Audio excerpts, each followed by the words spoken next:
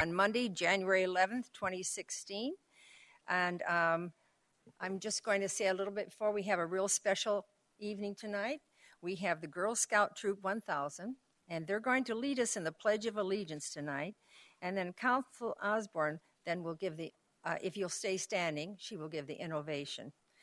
We are all here tonight, so with that, let's hear. You're on.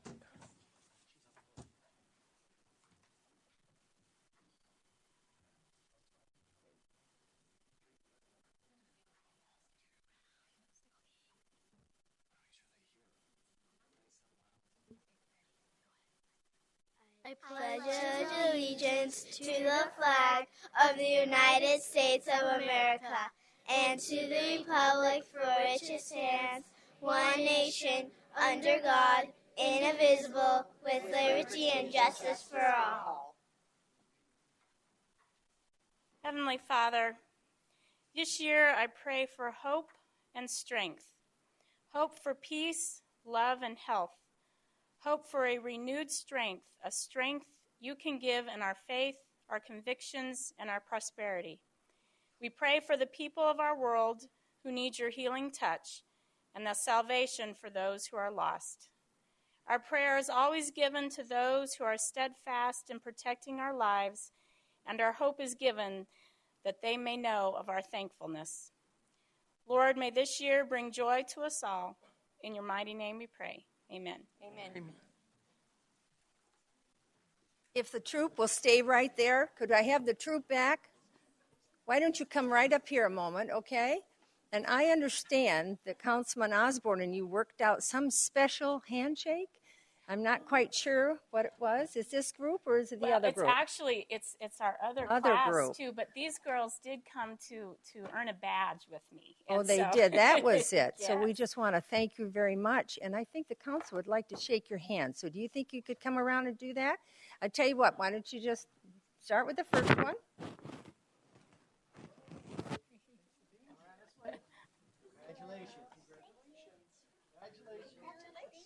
Congratulations. Very nice. My granddaughters are in Girl Scouts. Great job. Right. Thank you. Good job. Thank you. Remember, Good job. Thank you very much. Good job. Thank you very much. We enjoyed you doing the pledge. Thank you. Thank you very much for coming. Well, I'll make sure I recognize the next group, too. They did a great job. We just are really pleased at that. It's really special for us when young people take part of our ceremony, and it just tells you what America's all about. So thank you, troop leaders. Thank you, parents. Thank you, Girl Scout Troop 1000. And as I look at the dais, we're all here, and we have 3 communication items tonight. So the first one is Principal Cara Largent, I hope I didn't mispronounce that, and teacher Carla Young of Desert Start Elementary School.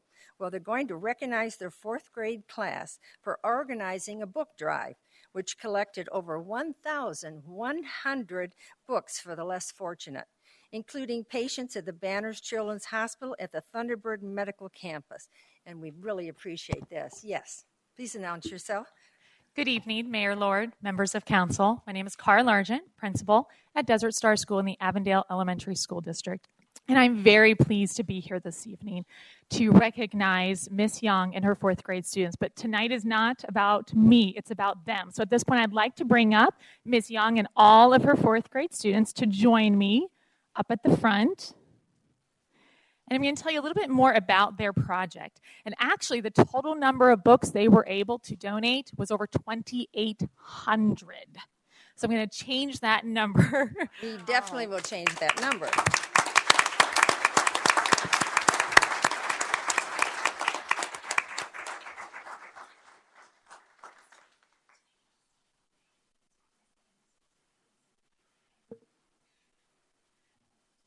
And as you can see, we had a great turnout from our 4th grade class. And Miss Young is coming up in the purple as well. So let me tell you how all of this came about. This 4th grade class was very lucky to have special guests in their room in the month of October. And her name was Amy the Acorn. And Amy Acorn was a magical squirrel, kind of like Elf on a Shelf. And Amy would leave the students little notes. And those notes had to do with challenging them to come up with a random act of kindness. And this went along with our Be Kind tenets. We are a Be Kind school. And so these students, what was very impressive is all on their own, this class brainstormed many ideas of how they wanted to make a difference. And they came up with a book drive. But it wasn't just a book drive. They spent a great deal of time writing communication to go in our newsletter, sending flyers out, deciding which hospital they wanted to give their books to, and even planning a talent show. So during the entire month of November, they collected books.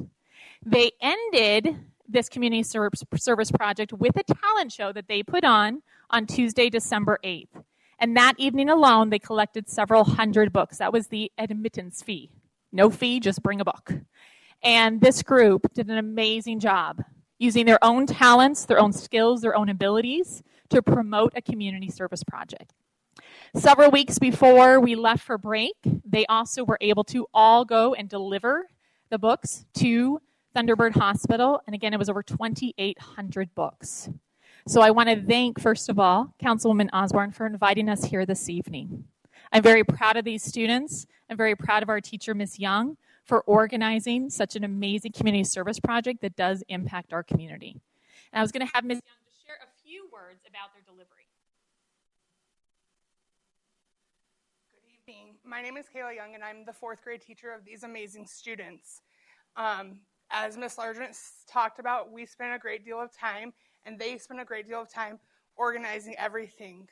On December 8th, we had the privilege of going to Thunderbird Children's Hospital and actually delivering those almost 3,000 books to the staff. So they got to meet at the hospital, all of the administration from the CEO to the finance department to the pediatric departments of all types, and meet and interact with those CEOs and deliver those books. So they got the opportunity to see what it was like to be and at a hospital and hear some of the things that the patients have gone through and deliver those books. So I just want to congratulate my class on their hard work, because this was truly their project that they did. So congratulations, my class.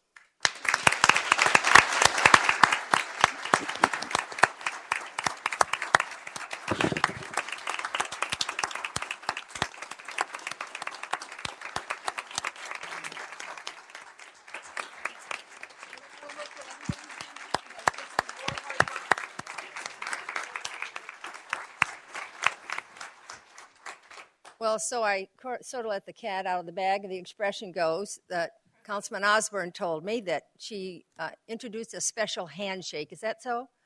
So she's telling me the truth? Good. So she felt that ought to be demonstrated tonight. So how would you like that to go? Do you want to go down there and shake their hands again, or do you want them to come up here? Well, I had the pleasure of, the reason I knew about this was because I went to their class to award them. They were one of the city's reading challenge class winners, and so I was there to give them their award. And then I was just amazed. First of all, they also sang to me. For your talent show was right around the corner, so they sang to me, and then they told me about the book drive, and that was outstanding what's happened. But each classroom that I was in, I taught them, we went over how to do a handshake, didn't we? And looking at each other in the eye and saying your name. And so I thought this was the perfect opportunity for them to show what they've learned. And I think that getting to meet your city leaders is a pretty impressive thing. So remember, eye contact. Would you like them to come up front here and Certainly. do what they do? Certainly. Okay. All right, come on, troop. Let's see you. No, shake hands.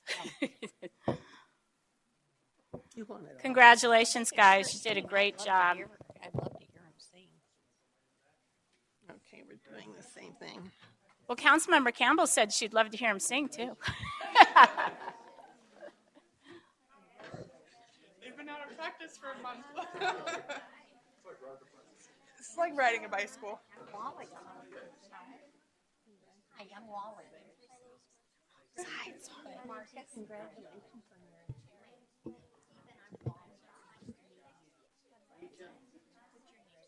Ethan? Matthew, I'm Wally. It's nice to meet you. I love that name. Hi, Janessa. That's a beautiful name, too. you so much. My name is Wally. Vanessa.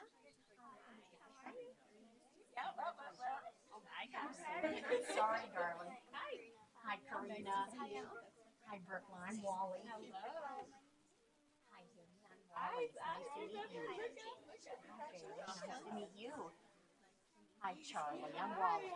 You should get along just fine. A Charlie and a Wally, right? That's easy to remember. Hi, sweetie. Hi. Brooklyn, it's nice to meet you. Thank you for coming. It's nice to meet you. My name is Wally. Thank you for collecting all those books. Hi, Hayden. Congratulations. Hi, Hayden. I'm Wally. Hi, You're right. Hi, Bethany. Thank you so much. Charlie, it's good to meet you. Hi, nice to meet you. Thank you for collecting all your books. I appreciate that. Very wonderful. Yeah, they're right in your realm there, Wally. With all Oh, the they book sure are. collecting, aren't They are in my room with the books. You Well, bet. thank you very much. We're very, very proud of you. And I'm sorry that I said the wrong number before, because 2,800 is a lot more than 1,100. So next year, that's going to be hard to top. But you know what? We're looking forward to be able to greeting you again next year. So once more, congratulations. Thank you very much.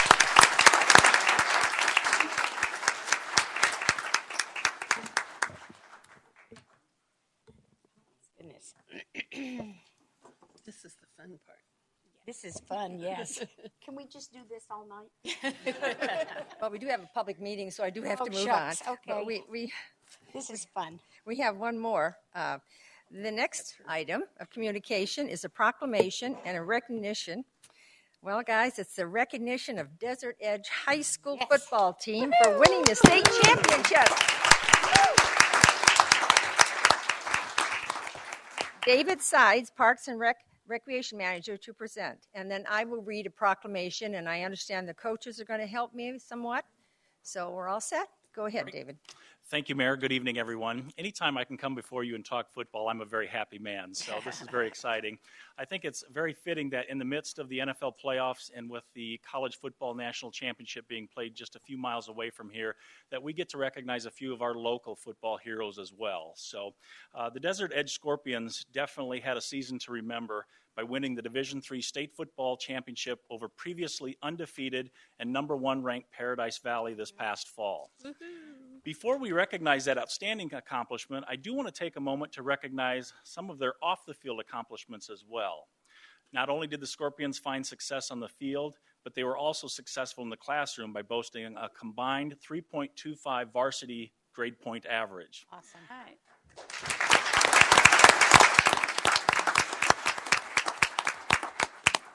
I think it is very telling that when we asked Coach Wellbrock what his finest accomplishment was this year, that's what he shared. That's great. So in addition to the outstanding work in the classroom, Coach Wellbrock's staff and team have also supported the City of Goodyear's Parks and Recreation Department by donating many hours each year for various football camps and clinics. It is very rewarding to see those who give back to their community succeed in the way they did this past season. It is with this outstanding commitment to not only on-the-field success, but off-the-field success as well, that I'm very humbled to introduce a local coaching hero, Coach Rich Wellbrock.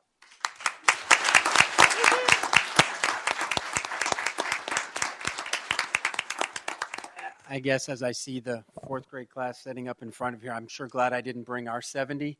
I don't think there'd be quite enough room. I was lucky enough to have a couple of key components come tonight. Our defensive coordinator, Travis Guinea, as well as Roshan Johnson. Go ahead and stand up, please.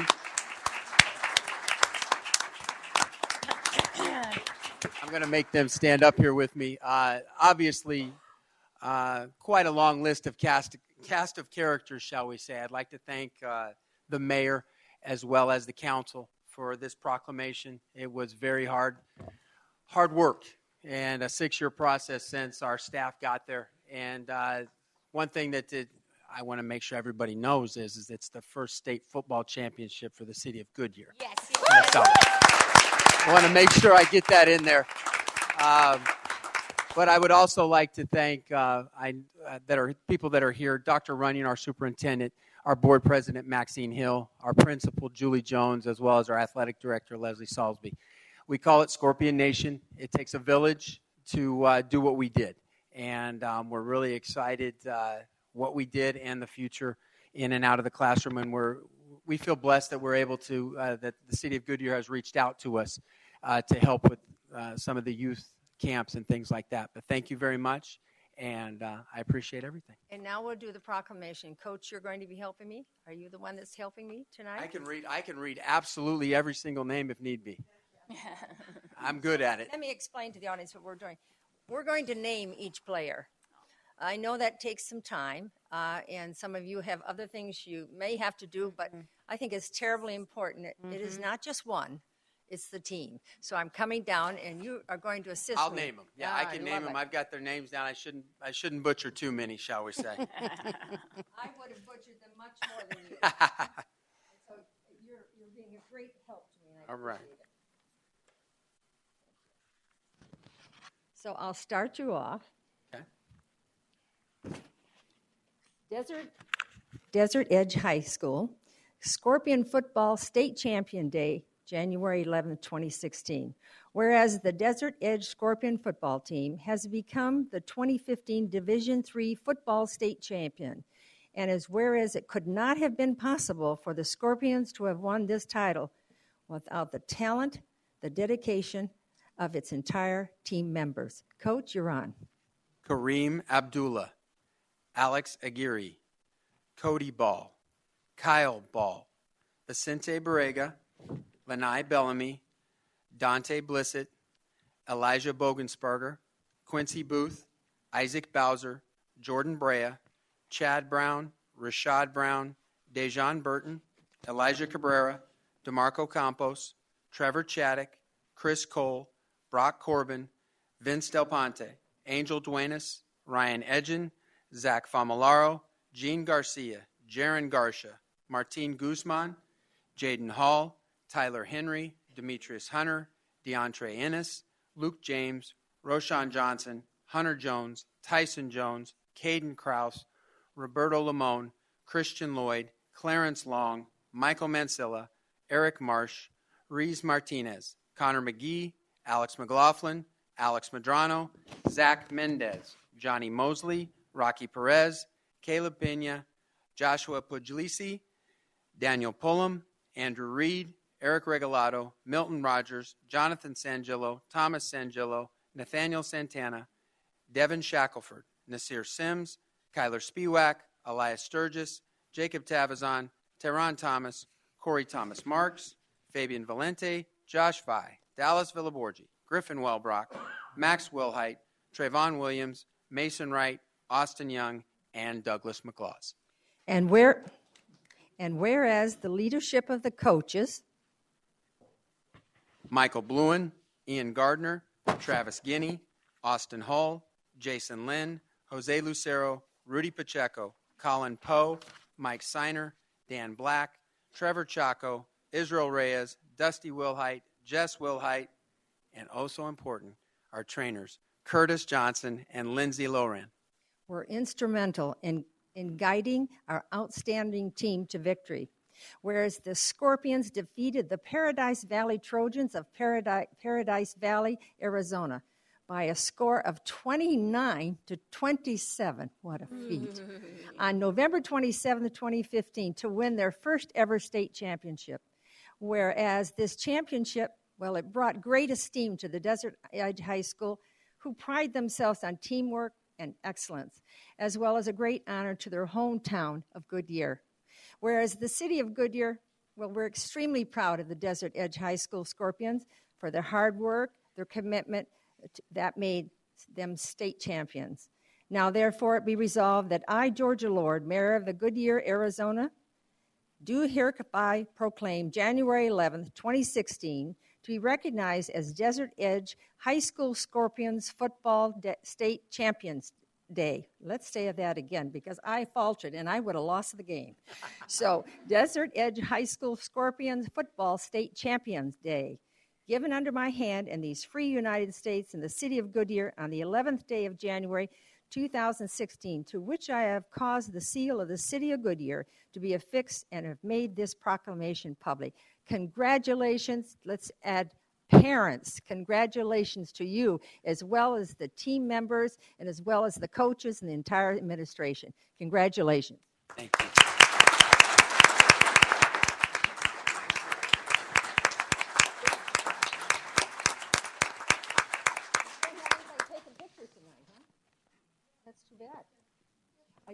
Did you take a picture? Oh, now? Coaches, you want with the coaches?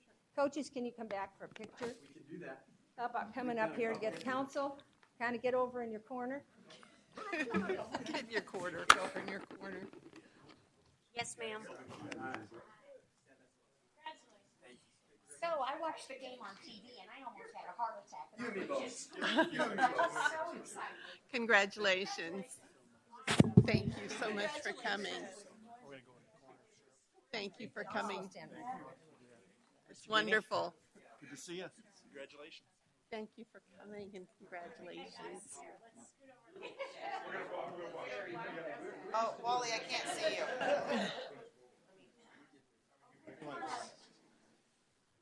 Yeah. Wally, can you? Yeah, perfect. All right. Have you got them all in? Yep. Can you see me? I can. Stand up, Wally. I'm sorry.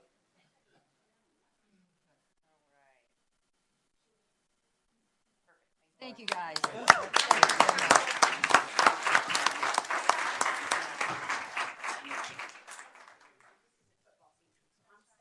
Next year. There was a great line at the employee recognition What? about your height. Oh, about my height, yeah. 4'3" or 3'4". 4 feet, I think. 4 feet. Oh my goodness. But if I just you had one stood up, question. Wouldn't have been seen either. She was good. She's always good. It was cute. Where am I bringing them up? Because this is non-agenda.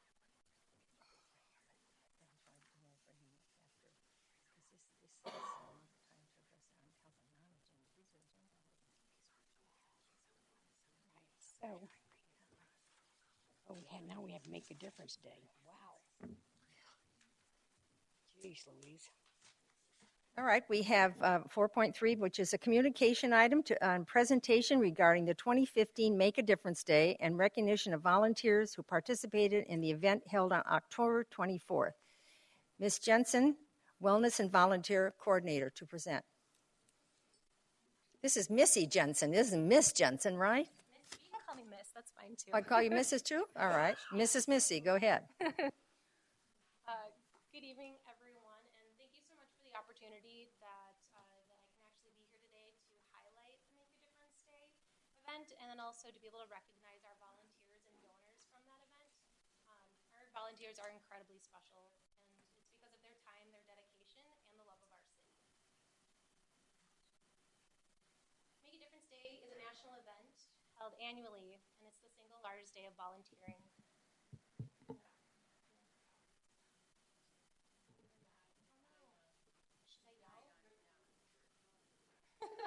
I can talk louder. Batteries die. Try that now. Can you hear me okay? Okay, perfect. All right. So the city of Goodyear actually just celebrated our 8th year doing the Make a Difference Day event. Mayor Georgia Lord, thank you for being there, kicked off the event with a motivational message recognizing and commending all of our volunteers for their support to enhance our community.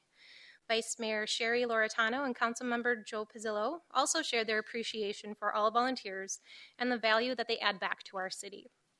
Thank you for being there to recognize the significance of this event and showing appreciation and gratitude for the engagement and pride we have in our city.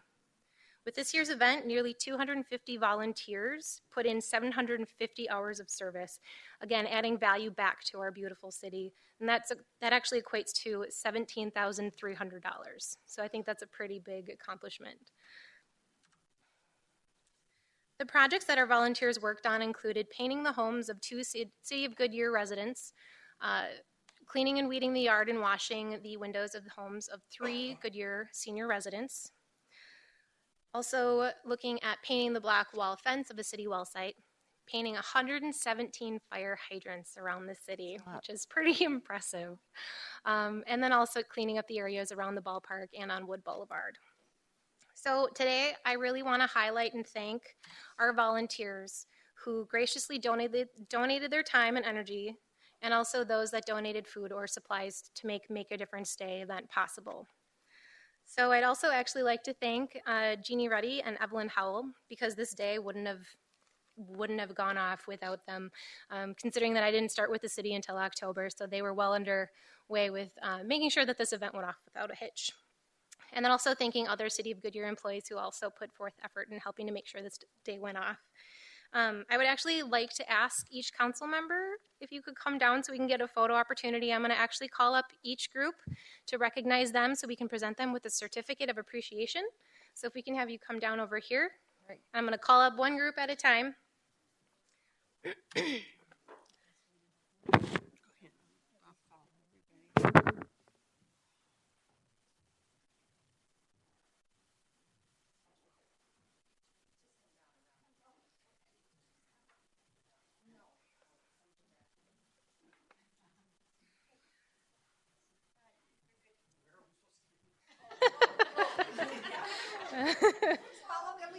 Wherever is comfortable and convenient.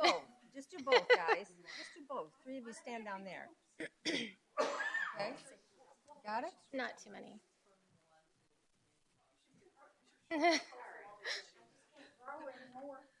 Okay, so I actually have a slideshow of the Make a Difference Day projects and all that, so that's going to be in the background for everybody to enjoy as we bring up our first group. So I'd like to call up Action Club and any members from that group to actually come up and get your certificate of appreciation and then get a picture with council.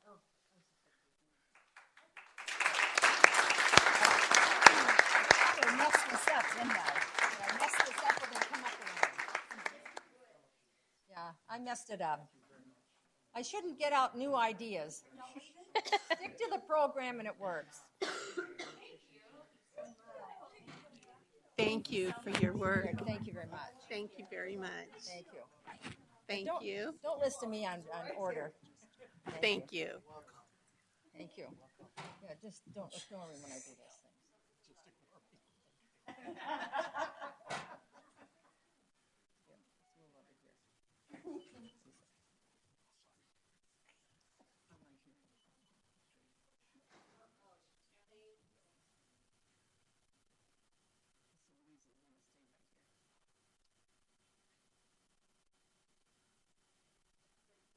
Great, thank you.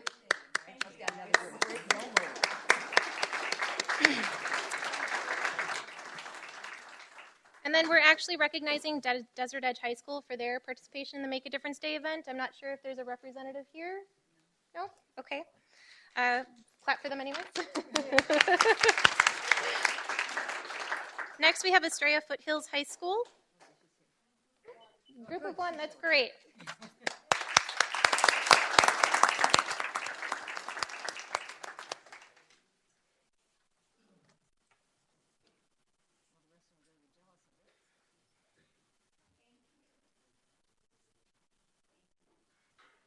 There you go, join in.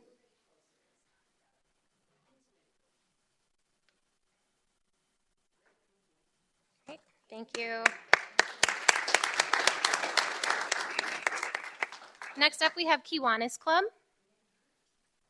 And John Mullen.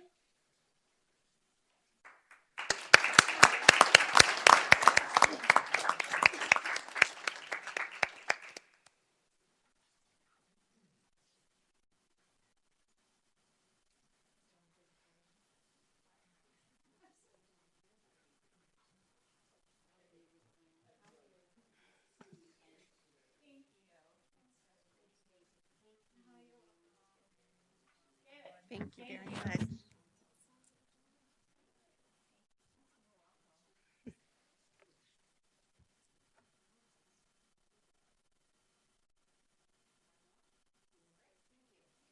Thank you very much. Good job, David. And we have Millennium High School Key Club.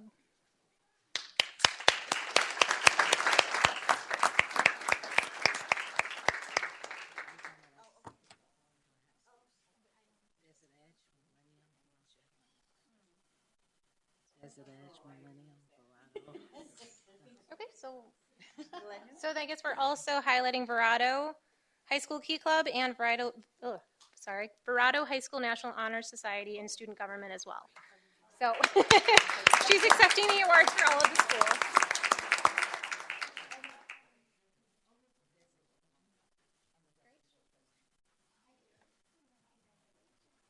Again.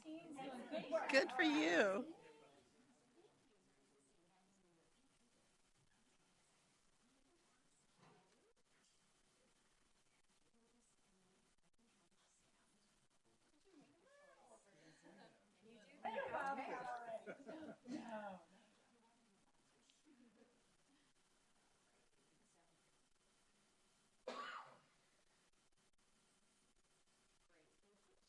Great, thank you so much. Thank you. And we had an Eagle Scout candidate, Nathan Moore, if you're here. Doesn't look like it, but let's clap for Nathan Moore. Okay, we have Church of Jesus Christ of Latter-day Saints.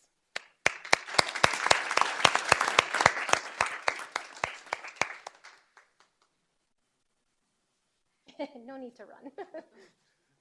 Thank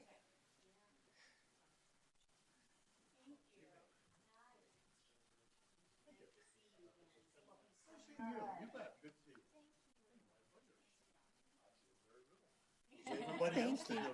Well, you had to coordinate. It's good to see you again.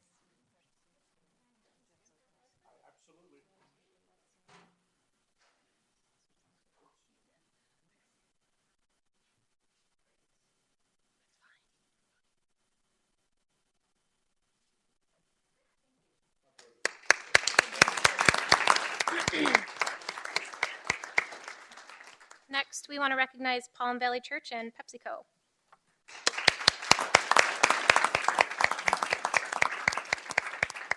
These are both of them.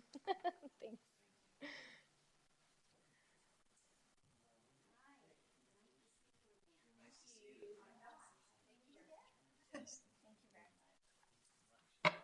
Thank you.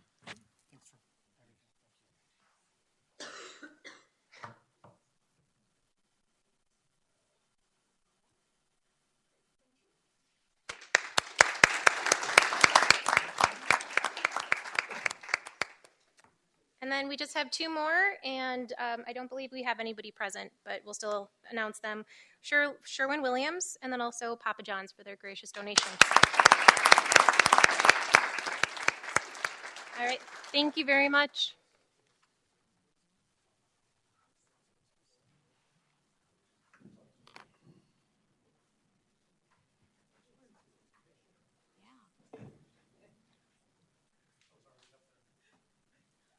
Is it time to go now? I'm afraid not. Yeah. On a good note. Now is the time for citizens who would like to address the City Council on any non-agenda items. These are all agenda items that I have up Correct. here. Is there anybody here that is on a non-agenda item? Okay, then we're going to go ahead and go down to the consent agenda. Will the city clerk please read consent agenda items 6.1 through 6.7 by title only, please? Item 6.1, approve draft minutes from a regular meeting and a special meeting held on December 7th, 2015, and a regular meeting and a special meeting held on December 14th, 2015. Item 6.2, rescind the July 9th, 2007 approval of the Sadea Parcel 3A final plat in its entirety and approve the final plat for Sadea Parcel 3A, subdividing 33.1 acres into 63 single-family lots and 2 tracts generally located 1/4 mile south of the southeast corner of Perryville Road and Camelback Road within the Sadea planned area development, subject to stipulations. Item 6.3, rescind the July 9th, 2007 approval of the Sadea Parcel 3B final plat in its entirety and approve the final plat for Sadea Parcel 3B1, subdividing 23.7 acres into 65 single-family lots and 3 tracts generally located at the southeast corner of Perryville Road and Camelback Road within the Sadea planned area development, subject to stipulations. Item 6.4, approve the map of dedication for a portion of North La Maroma Drive within the Sadea planned area development. Item 6.5, accept the dedication of a public utility easement along the north side of Eddie Albert Way, adjacent to the property owned by LCB Assets, LLC. Item 6.6, accept the dedication of a public utility and access easement along the east side of Calistoga Drive. Item 6.7, accept the dedication of 2 special warranty deeds, a public utility and access easement, and a water line and emergency access easement associated with the Sadea Phase 3 development. Thank you very much. Does anyone from the public wish to remove an item from the consent agenda? Does anyone on the council wish to remove an item from consent agenda? Councilman Stiff, is this a removal or a question? No, it's simply a question. And which one? 6.2, probably for the attorney, not Steve. So 6.2 on Sedella. Who is going to come forth on that? Let me just ask the question generically, Okay. and we'll figure out who's going to answer it. Just for final confirmation, there was a parcel of land and dedicated for a fire station, and I believe the operation and maintenance of that for a number of years was in the very original, and I'm just looking for confirmation that that is no longer in place for this subdivision. Is that correct? The fire station site? The site and the construction of the fire station is no longer part of the final development agreement for Sadea. We've danced around it, and I'm just my looking. recollection, I could be wrong on this. I believe we still have the site, but the O&M funding was broken down on a per unit basis, and then it's used at 185. I'm sorry, Roy, you have to talk in the microphone. Sorry. Because the rest of the My time. recollection is we still have the site. I could be wrong on that, but the O&M was broken down from an annual operating X amount, I think it's 1 point some odd million, to a per unit basis. Yeah, but we still do have the site. So we still have the site. That's what I just confirmed from the city manager, yes. Okay. Thank you. Are we okay there? Are you finished? Okay. Yes, ma'am. All right. So then I'd like to have a motion and a second, please. So moved. Second. I heard a motion by Councilman Osborne and a second by Vice Mayor Loretano. Is that right? Okay. Roll call vote, please. Vice Mayor Loretano? Aye. Councilmember Osborne? Aye. Councilmember Pizzillo? Aye. Councilmember Campbell? Aye. Councilmember Stipp? Aye. Councilmember Holman? Aye. Mayor Lord? Aye. Passes 7-0. All right. We're going down to the business. The first item is a public hearing to consider a use permit to allow assisted living facility on the southwest corner of Pebble Creek Parkway and Clubhouse Drive under the Pebble Creek Phase 2 planned area. Open public hearing. Joe Schmidt, Long Range Planner, will present. Joe?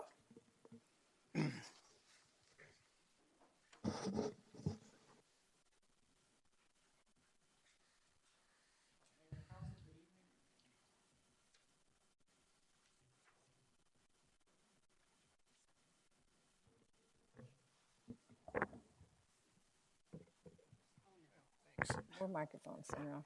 Sorry about that.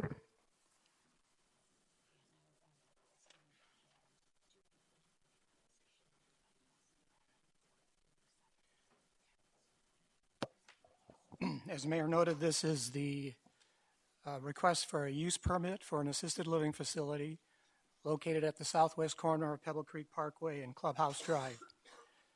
The site is 9.11 acres, and the zoning of the property is the Pebble Creek Resort Community Phase 2 planned area development with a land use designation of neighborhood commercial, which is equivalent of C1. You can see from the adjacent land uses to the northeast, or northwest rather, across Clubhouse Drive is the golf course. To the east is single-family homes on the east side of Pebble Creek Parkway. And then likewise to the south and west are single-family homes within Pebble Creek Phase 2. What's proposed is a 225-unit assisted living facility, which would have 193 one-bedroom units ranging in area from 750 to 811 square feet, 32 two-bedroom units ranging with square footage of 1231 to 1256 square feet, Would have a common dining area, recreation area, fitness room, bar, salon, chapel, and other personal services available to the residents within the facility. There's 2 outdoor recreation areas that are proposed in courtyards, one on the north side, the west side of the property, and one at the southern end of the property. The building will have 103,207 square feet per floor for a total of 309,621 square feet. The parking provided on the site is 247 spaces, which is well in excess of the 192 that would be required. And of those 247 spaces, 190 of them would be covered. Access to the site involves 2 driveways, one on the existing drive on Clubhouse Drive, which is just east, I got my directions messed up tonight, okay. East of the existing fire station. And then a new driveway on Pebble Creek Parkway toward the southwest corner of the site. It's the traffic impact statement that was provided with the project indicates that it expects about 640 vehicles per day, which is considerably less than the 8,300 that was originally projected for development of the property with commercial uses. Although the traffic impact statement indicates that that's all the improvements that would be needed for this, the applicant has offered to provide left turn arrows to be added to the existing signal at the intersection of Clubhouse Drive and Pebble Creek Parkway, and also to explore the left turn median break on Pebble Creek Parkway if feasible, or restriping Clubhouse Drive to be provided for a left turn lane into the facility. In terms of the building details, again, 309,000 square feet and 3 stories. The overall height of the building will be just under 30 feet which will be measured from the building height point of reference to the top of the flat roof. In addition to that, there'll be an additional 5 feet of parapets on top of the building. And then 40 feet to the top of the towers and the architectural embellishments that stick up above the parapet walls. It has been proposed that the finished floor would be 2 feet below finished grade. The main building is over 100 feet from the single-family lots to the west and the south, and the architecture of the building is intended to be modern contemporary with variation in massing, as you can see with the different areas that project out from the building. Accent stone provided at the entries, and then the parapets and the architectural elements to articulate the roof line. This is a conceptual landscape plan. You can see that there's an existing 55-foot wide open space buffer along Pebble Creek Parkway with a sidewalk and existing trail. There'll be a 36-inch screen wall along Pebble Creek Parkway to screen the parking area that's planned along that side of the property. There's a 15-foot wide landscape buffer along the south and west sides in addition to an existing 6-foot wall. And then the applicant has indicated that the parking shade covers along the perimeter of the site will be architecturally enhanced to make them consistent with the building. And then there's landscape outdoor recreation areas planned within 2 courtyard areas, including one with a swimming pool, the one at the kind of the northeast corner of the site. In terms of functional impacts, I would note that by development agreement, Pebble Creek is exempt from the graduated density concept.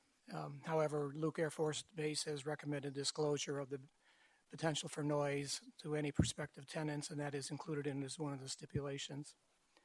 It's also within the air traffic area of the Phoenix Goodyear Airport, but it is 4 miles from the airport, and disclosure is still recommended. Fire Station 185 is located immediately adjacent to the site, and the police department's indicated that it's located within existing patrol beat and can be accommodated by existing level of service. Solid waste recycling will be provided by a private contractor. Water and wastewater services will be provided by Liberty Utilities. And as I noted before, in terms of streets and access to the site, there's 2 driveways, one on Clubhouse Drive and one on Pebble Creek Parkway. And the traffic generation projected would be significantly less with the assisted living facility compared to commercial use. A neighborhood meeting was held on December 3rd at Tuscany Falls Clubhouse. There was about 50 to 60 persons in attendance. The representative from Robeson presented a revised proposal and changes made to address traffic, height, and land use. Many residents that attended that meeting were supportive of the revised plan and the proposed use. Several residents did raise concerns about traffic, privacy, and need for more assisted living facilities. As I noted previously, the applicant offered to install left-turn median brake in Pebble Creek Parkway if feasible, and will evaluate striping on Clubhouse Drive, and has also offered to provide left turn arrows at the signalized intersection. Planning and Zoning Commission held a public hearing on December 16th. Notice was provided to adjoining owners as required by law. 3 residents appeared and expressed concerns about height and traffic circulation. The Planning and Zoning Commission recommended approval subject to stipulations by a vote of 5-0. For a use permit, there's 2 criteria that should be found in approving it. That is not detrimental to adjacent property or public welfare, and that it's reasonably compatible with the surrounding area. Staff finds that the proposed assisted living facility is less intensive than development of C1 uses in terms of overall activity, normal hours of operation, and traffic. Projected traffic from the potential commercial uses is 13 times more than the proposed assisted living facility, and the traffic from the assisted living facility is likely to be distributed throughout the day outside of normal peak hours. The building has been sited away from the adjacent residential area by about 100 feet, and a landscape buffer is provided along the west and south sides, and parking shade covers will be also screen the site. In terms of being reasonably compatible with the surrounding area, the proposed building will be about 100 feet from adjoining single family, which exceeds the 50-foot minimum required by the C1 district. Commercial component of the use, that is the deliveries, trash, and main entrance, are sited away from the adjacent residences. The site has good access to arterial and major collector streets without going through the neighborhood, and the shorter sides of the building have been oriented to residences to the south to minimize visual impact. The assisted living facility allows the residents of the active adult community to transition to different housing product without leaving their neighborhood, and the use permit provides certainty regarding what would be developed on the C1 site. So for those reasons, the staff and the Planning Commission has recommended approval subject to 12 stipulations. One is being in compliance with the Pebble Creek Phase 2 PAD, that the assisted living facility be operated by a single entity and limited to a maximum of 225 units, constructed in substantial conformance with the narrative. The use being limited to an assisted living facility and other residential uses would require rezoning of the property. Development being done in compliance with city standards that have not been previously modified by a development agreement. The conceptual site plan will be subject to standard site plan review through the city's normal processes. Covered parking structures be along the perimeter of the site being architecturally enhanced. Any lighting of the parking shade covers be shielded to prevent light shining onto adjacent properties. Deliveries and trash pickup being limited to 7 a.m. to 7 p.m. to minimize impact on surrounding residences. Disclosure of residences of proximity to Luke Air Force Base and Phoenix Goodyear Airport and its associated noise. A permanent access easement being provided for the public parking at the fire station site, and the developer providing left turn arrows at Clubhouse Drive and Pebble Creek Parkway, and then lastly, either a left turn into the site from Pebble Creek Parkway or restriping of Clubhouse Drive. Oops, that concludes my presentation. Stand for any questions you might have. Thank you very much. I have one speaker card here for Pebble Creek Renaissance. And so as the speaker comes up, Mark Pelletier, as he comes up, each speaker is limited to 3 minutes. The yellow light and buzzer will let you know you have 30 seconds left to speak. Before you begin, please speak and identify yourself very clearly for stating for the record your name and your address. Good evening, Mark. Good evening, Mayor Lord, members of the council. Mark Pelletier, 15742 West Fairmont. I'm on the Eagles Nest side of Pebble Creek. I have only one concern, and it's number 12 right there, and it's the word or. Either a left turn lane from Pebble Creek Parkway or restriping the Clubhouse Drive. And I realize this at this point in time is a use permit, and I certainly know that these things will come up in more detail later. But restriping Clubhouse Drive is not an alternative. The street is 80 feet wide, yes, but there are already 5 traffic lanes there. 2 lanes coming into Pebble Creek, 2 lanes exiting Pebble Creek, and a left turn lane going north on Pebble Creek Parkway.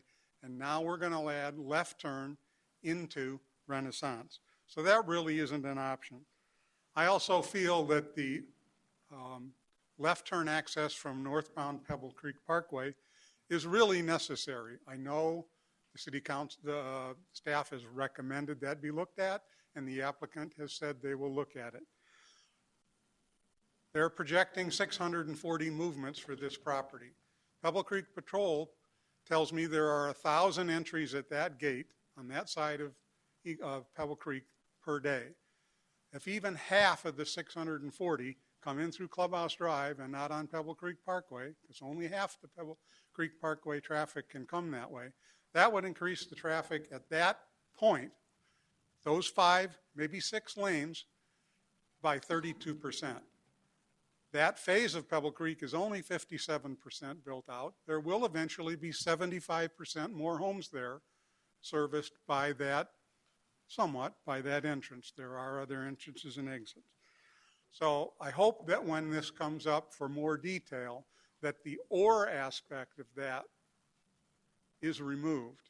And I hope that that or aspect isn't going to give the opportunity to say, well, we'll restripe Pebble Creek Drive, but we won't look at doing the other aspect. Thank you kindly. Thank you, Mr. Pelletier. Is there anybody in the audience that would like to speak on this matter? Please come up. All right, we can make that happen. That's all right. Don't apologize for that. Just come up here to the desk. She need to have. Are you? Yeah. Give her a right card. over here. They'll give a card. Can you help her with that right there so she can get it?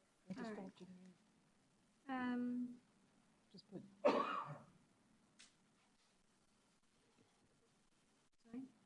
What's your last name? Lionheart. Yeah. Okay. That's fine. Hi, I actually live, you show the map, I actually live on Earl Street, and actually I'm on the golf course side, so it doesn't immediately impact me. The houses across the street, though, you're going to have 3-story buildings behind their house. And it's not like it's a non-intrusive idea. When we first moved, and like I said, I'm on the other side, but the homes across the street are going to immediately devalue by this. Having a 3-story building behind your house pretty much stops the sunrise in the morning for you. And I think that that's something that you should look at the impact. Our community, even though our community is an older community, and I'm one of the younger ones, the people who live in Pebble Creek, and I realize that people, are moving into the community and would like to transition out. It's actually not true. It's not part of Pebble Creek. The people who would actually move into those communities cannot use the facilities. They can live nearby, but they're not part of the community. So I think it's kind of a spin on it that's not entirely accurate. So with the blocking of the sun, which would really mostly impact us in the morning, and then, the use of the land, and the gentleman, I agree with him, more traffic coming in. There are a lot of times when you come up and they are backed up already, people coming into the community. I think it does impact the community.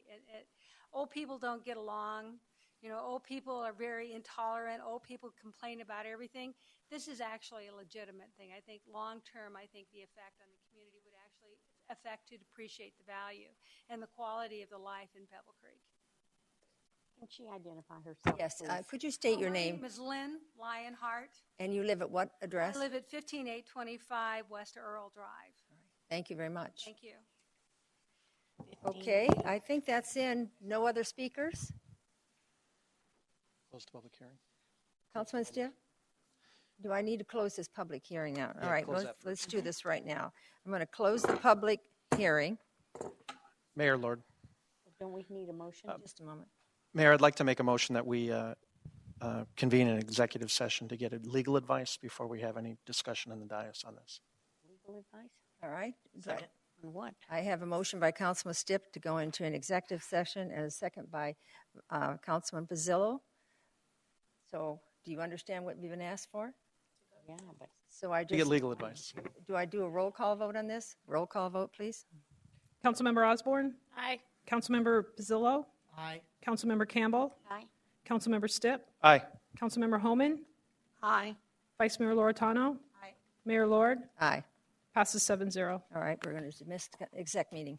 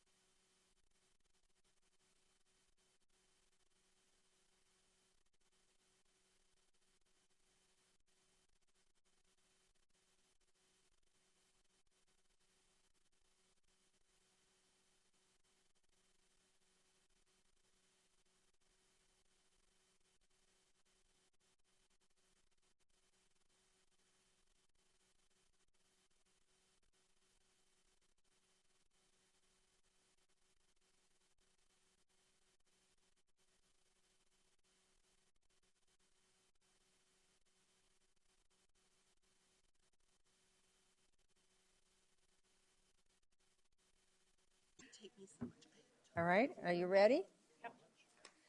We were discussing 7.1.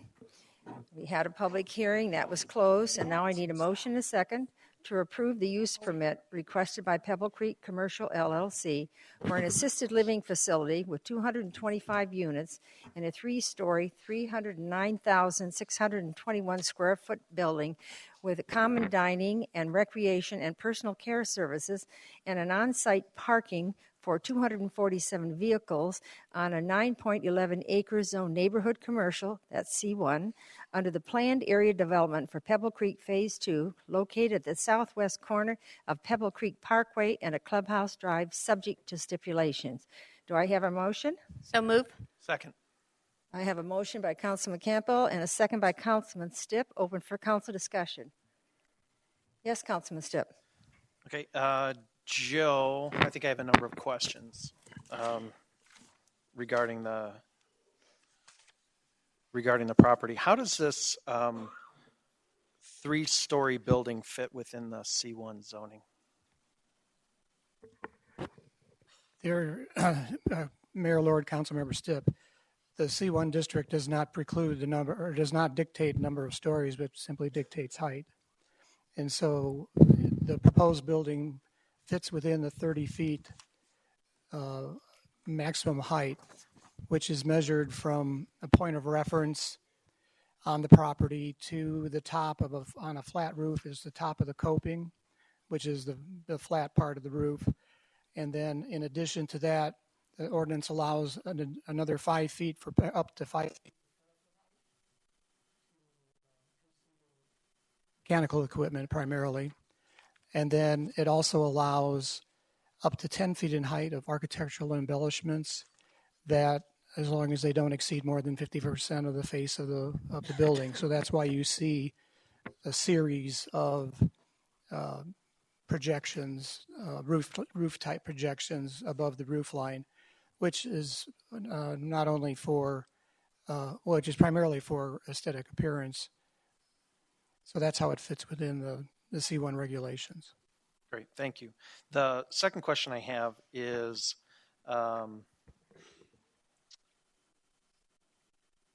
the next couple of questions revolve around the curb cut for that left turn lane off of northbound Pebble Creek into the property.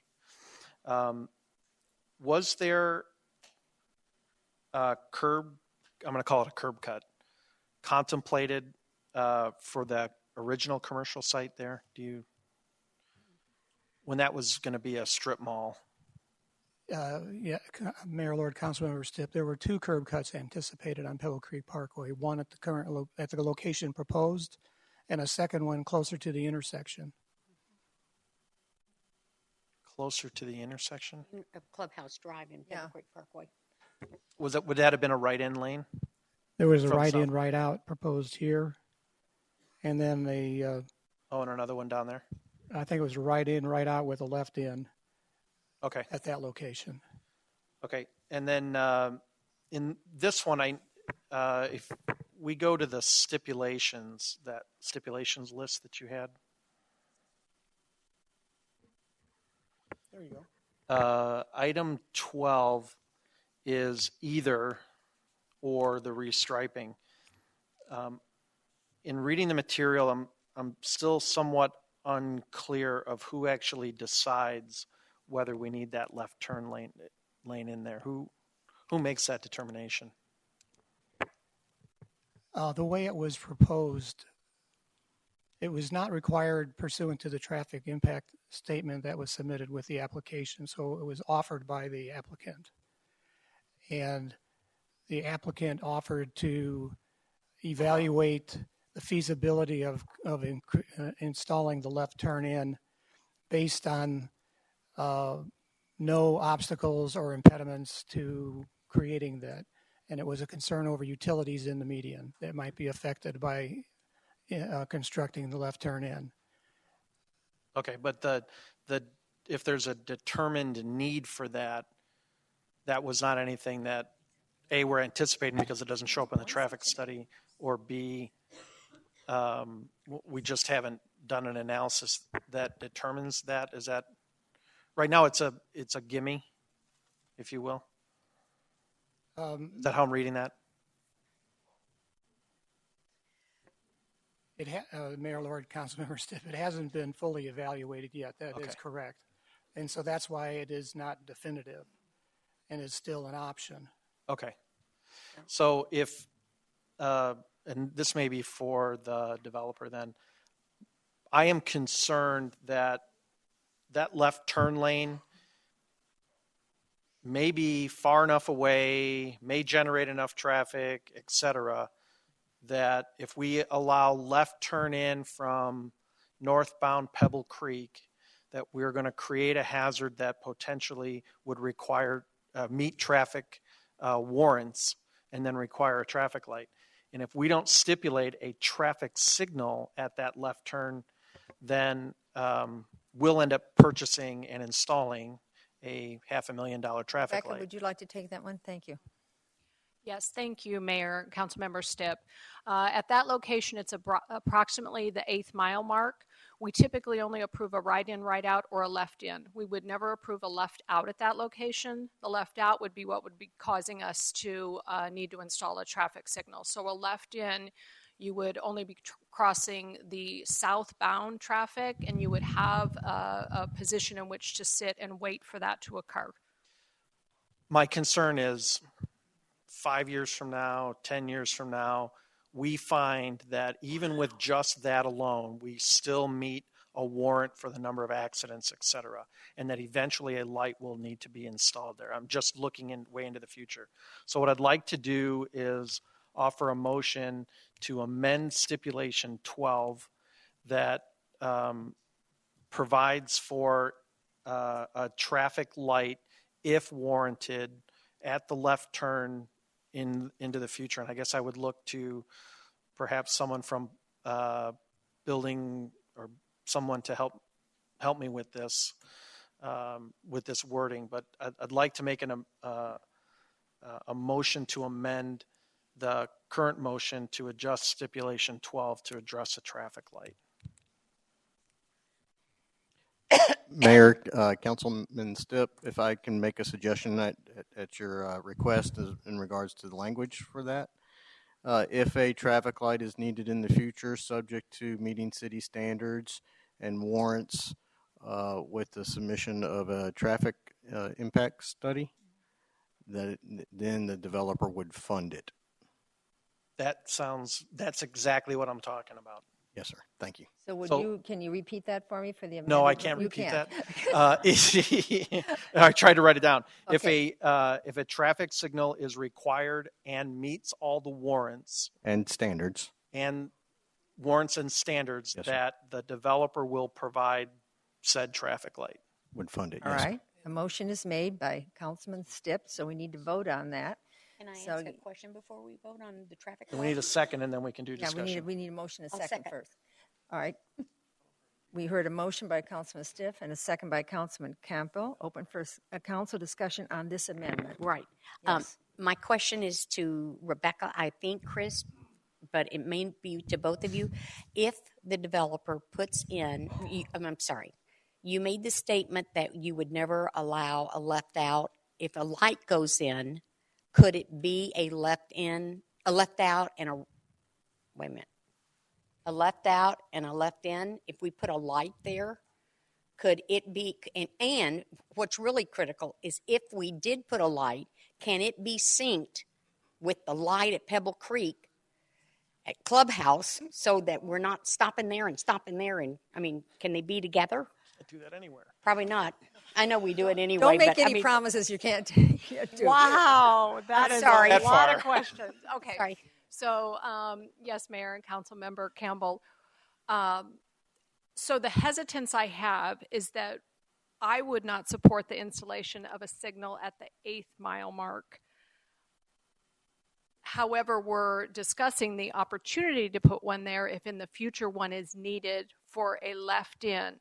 Again, I am not in support of doing a left out at that location. It is far too close to the intersection north of that. So it would be difficult for me to say if we were to install one that I could sync that with the one that would only be located possibly 500 feet away. All right, thank you. So you're taking that opinion. Thank you. Yeah, thank you very much. Councilman, Vice Mayor Loretano. Okay, I think this is for Rebecca too. Just for the traffic light, so anywhere on that property, would it be too close? Or is just that whole property is really too close to do a left in, a left out? The location of the left turn in is at the furthest south extremities. So we would be unable to push it any further south. How about any further north, or just then you wouldn't work? Wouldn't work. Okay. Too close. Yes, Councilman Stipp. And the only reason that I'm even remotely thinking about it is because of the way we have the traffic light coming out of the shopping center up at Estrella and Elliott. We've got another one that seems to be fairly close to that intersection as well. So that was the only reason that it came out. And we just had this discussion last week about Earl Drive. Earl Drive was never designed to have a traffic light, but now we find that it meets a warrant, and now it needs to have a traffic light. So I'm just looking forward ahead, just for the developer's perspective, why this even came up. I'm just looking out for the future for who's going to fund that. So I'm good with suggestion of Christopher's language for if it's required, warranted, and meets the standard that we identify who's paying for it. Okay, So we've I had that appreciate motion. We've had a second, so we're going to vote on the amended. Oh, I'm sorry, Councilman Pizzillo, I'll get you. Yeah, I don't have a problem on who pays if it's warranted, but my concern would always be it should be the very, very last resort, because putting lights that close together would just encourage making left. I'm not sure if it's going to make safety worse than better, to be honest with you, because then you're going to have to try to get to where they're going, as opposed to not having that option to make a left there with a light. So again, to me, it would have to be the very, very last resort to put a light in there. I can appreciate if one has to go there who's paying for it, being from my perspective. But again, I'm hoping staff, when they're doing the warrants and looking at the studies, that's the very, very last resort when it comes to putting a light up there. Thank you.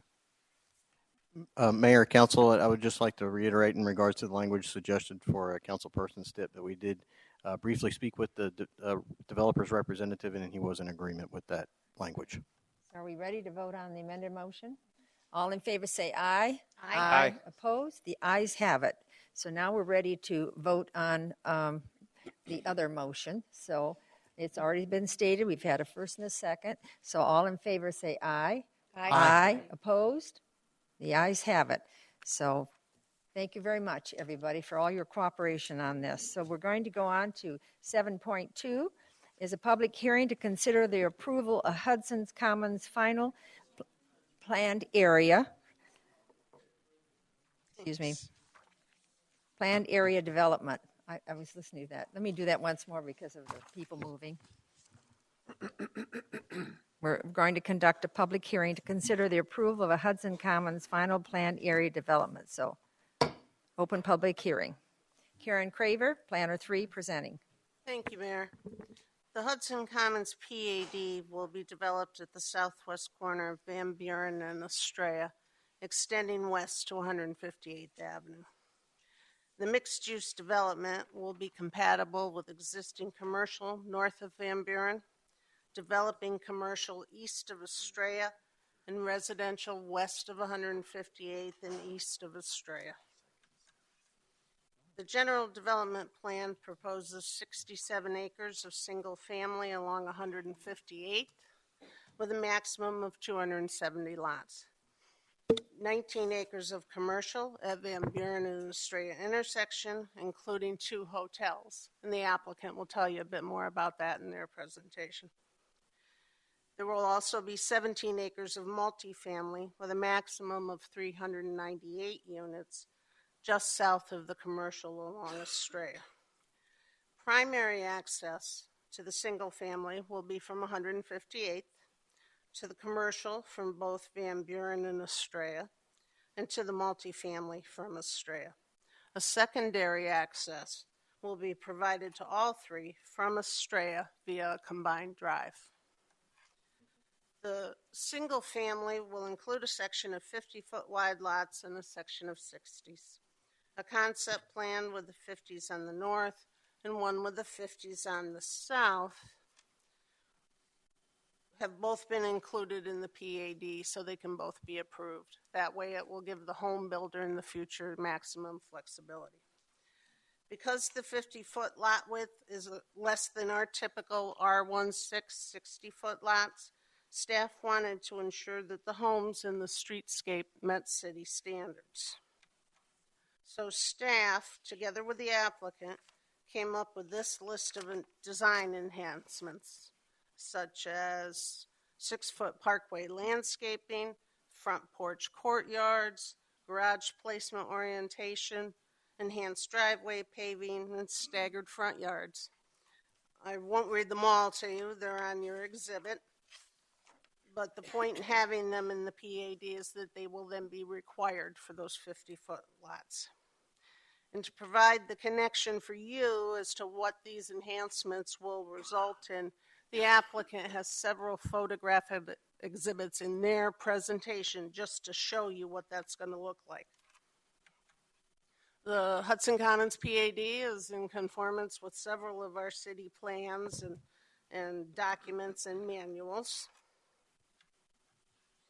The Planning and Zoning Commission considered the request on Wednesday night, and they voted 5-0 to recommend approval, subject to the stipulations that are in your ordinance attached to your staff report. At the meeting, 3 members of the public voiced their concerns about the height and density of the multifamily component. One of the people also questioned the need for additional hotels in the city. Staff received an email over this weekend from one of the Centerra residents who appeared at the Planning and Zoning Commission, and Sue's going to hand that email out to you, and those people are here tonight and I believe wish to speak to you as well.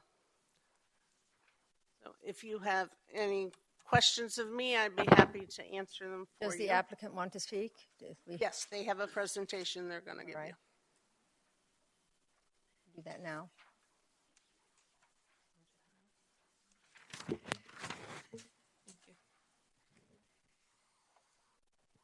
Mr. Bull, I believe, will be starting. Yeah, it should be the Laney will bring up your presentation.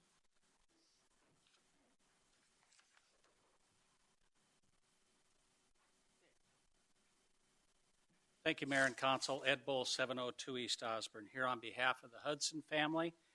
To begin with, I want to thank staff, planning staff, engineering, and other staff that we've worked with through many issues before coming before you tonight. We appreciate staff's recommendation for approval, and we appreciate the Planning Commission's unanimous recommendation for approval. The 21 stipulations are acceptable, so at the end of our presentation, we will request your council's approval in accordance with those recommendations and stipulations. A member of the Hudson family is here this evening, Mel Ekstrom, if he'd like to stand. The Hudson family, as you know, has been a part of the Valley and certainly a part of Goodyear for a long time. The site, as you know, is outlined in yellow. That yellow site is about 102 or 103 acres. Immediately south in green and in blue is what also used to be Hudson family property. The blue part was donated to the city by Lula Mae Hudson several years ago, and the green part was conveyed to the city, I understand, at a discounted price at the time. So the Hudson family, at least from our perspective, has been a good citizen in Goodyear for a good long while. Mayor and Council, with your permission, if we may, I'd like to kind of set the table a little bit and then turn it over to Mark Reddy to discuss the various single-family design enhancements that Karen referenced, in that I don't want to dwell on slides that you've already had in front of you, but we do want to make sure that we provide adequate visual aids to advance perhaps questions or answer some in advance. As you know, it's a mixed-use development. It's located at the intersection of 2 arterials as Karen already indicated, and as you have in your staff report, we're absolutely in conformance with your adopted general plan with a mixture of uses, multiple parks, a variety of open space enhancements that occur. As Mark can dwell on, every one of these parks is located in a location where entries to the development window into a park. As we look at this particular blow up of these single family design elements, and it's a different slide than this one, which Mark will really dwell on, this just touches on the different lot sizes, 3 parks, wrapping parks with streets, a 40-foot buffer along Van Buren, these triangles along our western edge, which is 158th Avenue, and a whole host of other factors that are woven into the single-family component. One of the things that is woven into the single-family component with the 2 different lot sizes is the fact that our lot sizes at 50 and 60 are intentionally 10 feet difference in width, which Greg Vogel's office, who's done a lot of work here in the Valley and works with a lot of home builders, was insistent is an important lot width distinction in order to provide 2 actual and meaningfully different house products on one lot size versus the other. But a common characteristic of both is that they're high quality, they have a good street scene, and there's diversity that's involved, which is really what Mark wants to talk about, and that he has, I think, about 15 slides that will touch on these various elements, because we wanted to make sure that while we're not here with a home builder per se, we are here with a PAD that weaves into it a lot of design characteristics which are intended to do the things that I understand your design guidelines are intended to do. The design guidelines don't preclude lots of our size, but they do say if you're going to do them, make them good looking and make them look good from the street. So that's what we're attempting to do. That's what staff and the commission agreed we were doing. We hope you agree as well. And with your permission, I'll turn it over to Mark so we can tag team the presentation. Yes, Mark. A little bit. Welcome. Thank you. Mark Reddy is from LVA. Thank you. Good evening, Mayor and Council. My name is Mark Reddy with LVA 120 South Ash. If anybody's wondering, it's 14-14 in the second half. Oh, it is. So it's Thank a good you. game. So I'll try to be quick so we can hopefully get out of here before the game is over. Happy New Year to everybody, and thank you, Ed. What I'd like to do a little bit today, and I'll try to keep it brief, is really talk about the design enhancements. Ed kind of set the stage here, and we spent quite a bit of time working with staff over the past several months to make sure that we design a product that this city can be proud of, that the owners can be proud of, and that the community can be proud of. And Karen briefly talked about the 14 design enhancements. These are above and beyond conformance with the city's design guidelines that we've already agreed to in whole for this project. So in addition to all of the single-family residential design standards that are adopted as part of the city code, we're incorporating 14 additional design enhancements that will ensure a high-quality development and to help mitigate some of the impacts that smaller lot sizes can inherently create. And what I'd like to do is just briefly breeze through each of these, and I've got some kind of graphic visuals to help you understand what each of them means. So the first one is the 6-foot landscape parkways. Typically, the streets, you've got the sidewalk attached to the street. Not only are we pulling the sidewalk back, excuse me, but we're pulling it back 6 feet to have a really nice wide landscape strip with a tree-lined street so that as you're driving down the street, you're not just seeing homes, but you're seeing landscaping, you're seeing trees and vegetation, and then the sidewalks are pulled back, which create a more comfortable and safe pedestrian environment for the pedestrians that are walking down the street. Each of those landscape strips would require a tree in front of each home, as well as shrubs and decorative decomposed granite for dust proofing. The second is that a minimum of 50% of all of the homes must have a front porch or a front courtyard.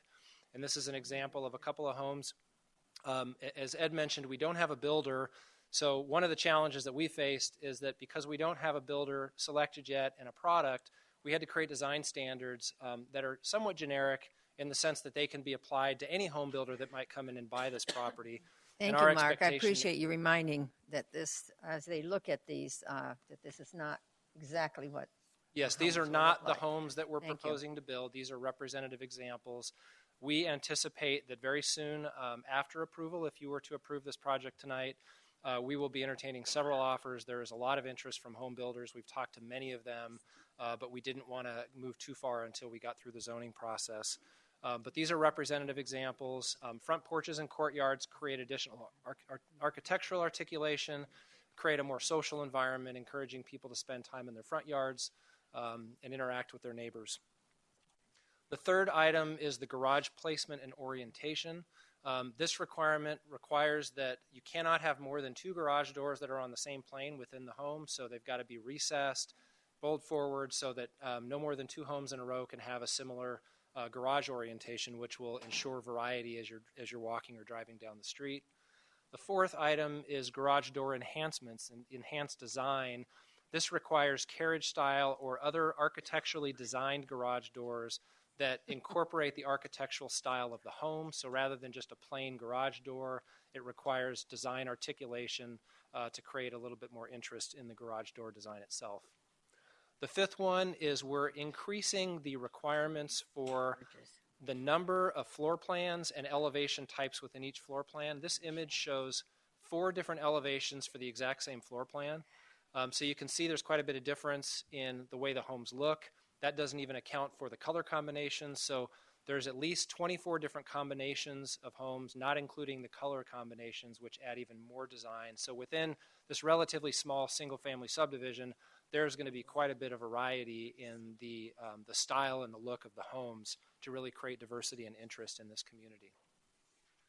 Number 6 is enhanced driveway design. So rather than the standard concrete driveways, there's a requirement for enhanced design, either colored stamped concrete, alternate paving materials, or other enhanced design for the driveways. Again, just one more element that adds additional interest and articulation on the homes.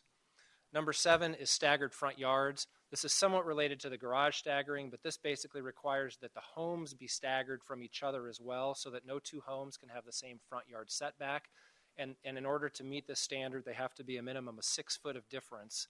And that can be within the home itself, or that could be 2 homes that are next to each other in terms of creating that variety, so you're not just looking down the street at a plane of home fronts and garage doors.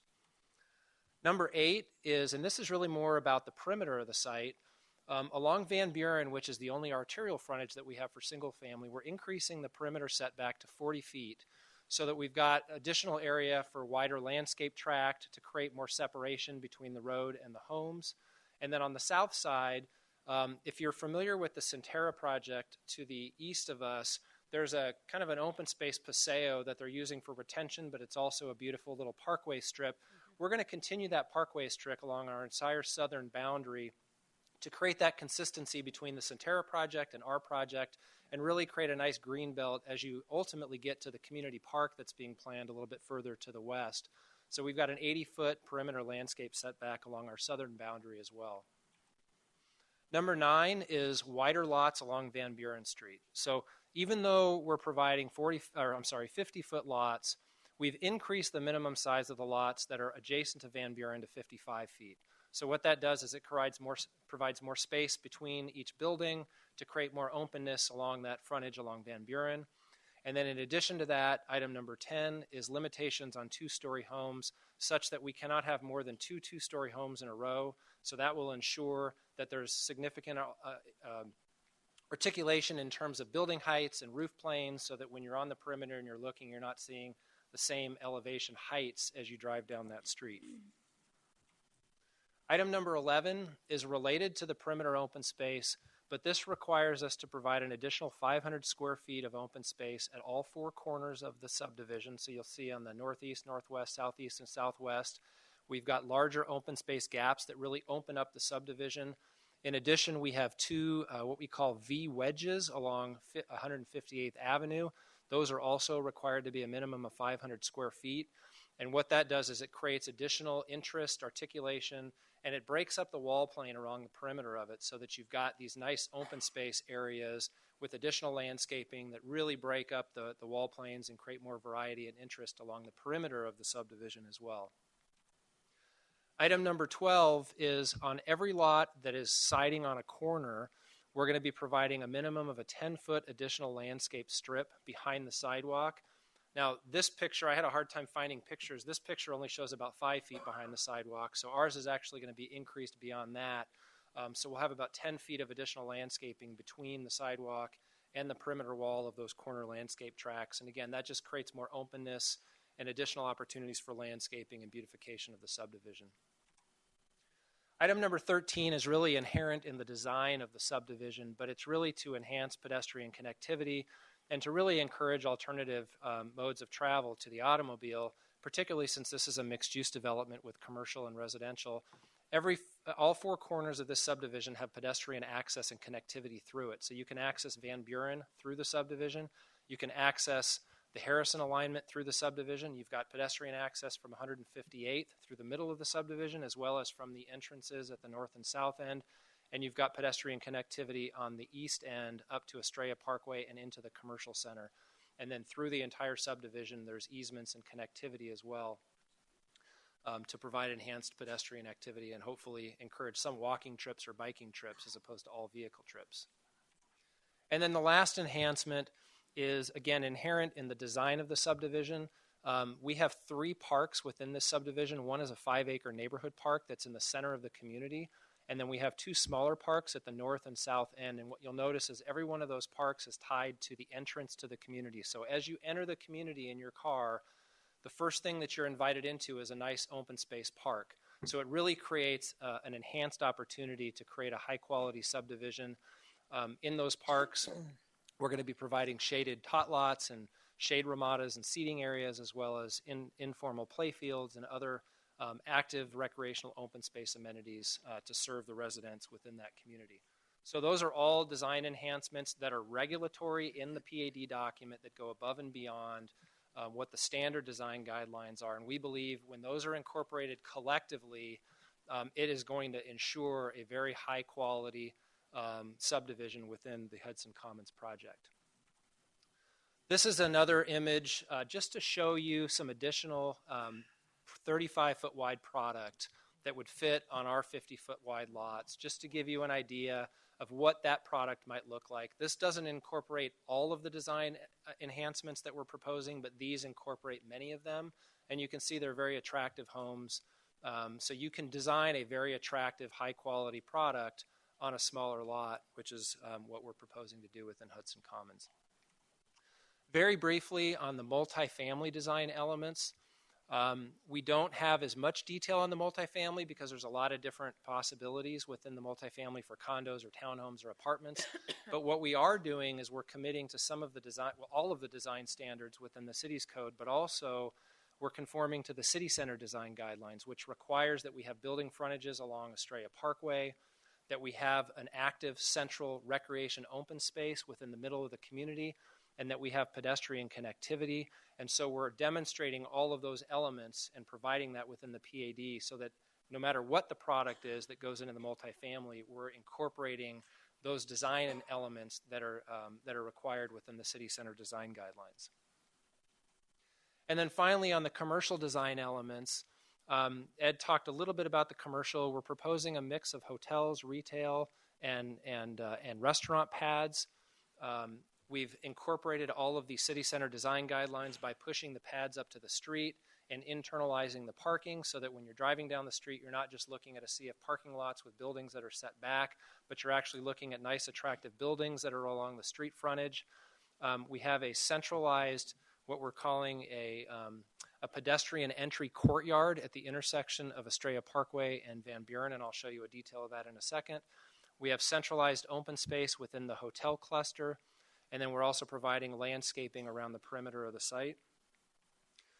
This is our intersection. This is a primary intersection and gateway to the city center district at the corner of Van Buren and Estrella Parkway.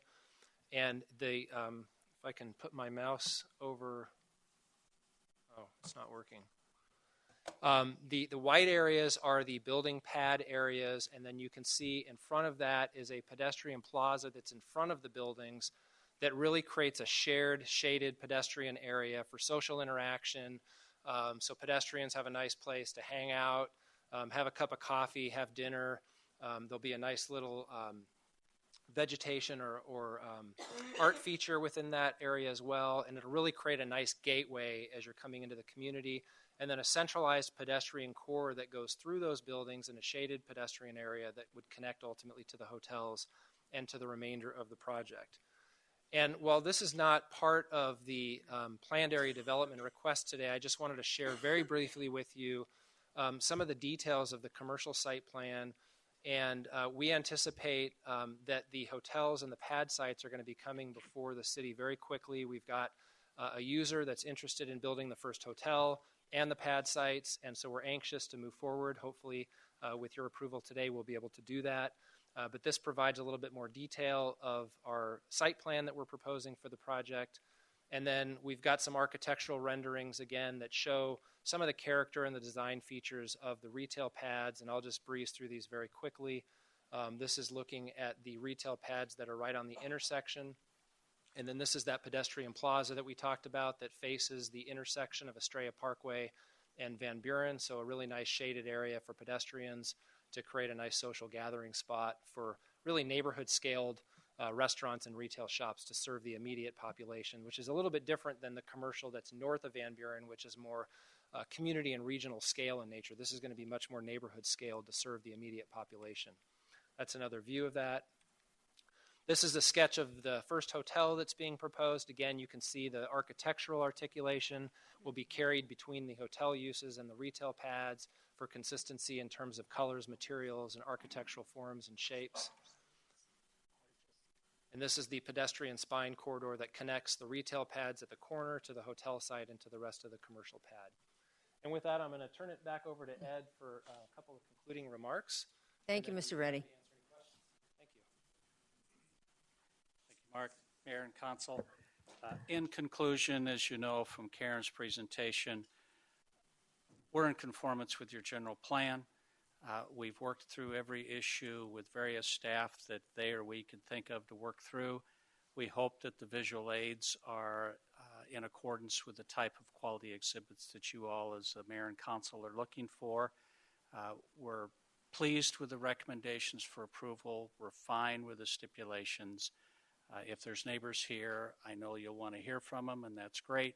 If I could reserve a couple minutes for rebuttal if necessary. Otherwise, we request approval in accordance with those recommendations. Thank you very much. Thank you.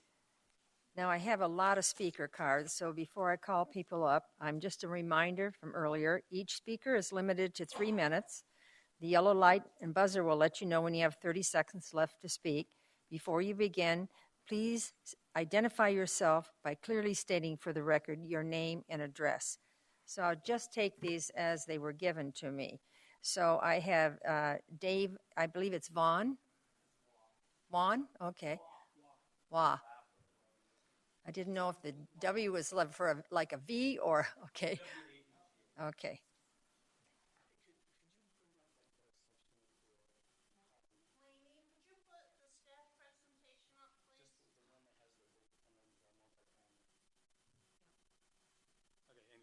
My name is Dave Waugh. I live at 280 South 154th Lane.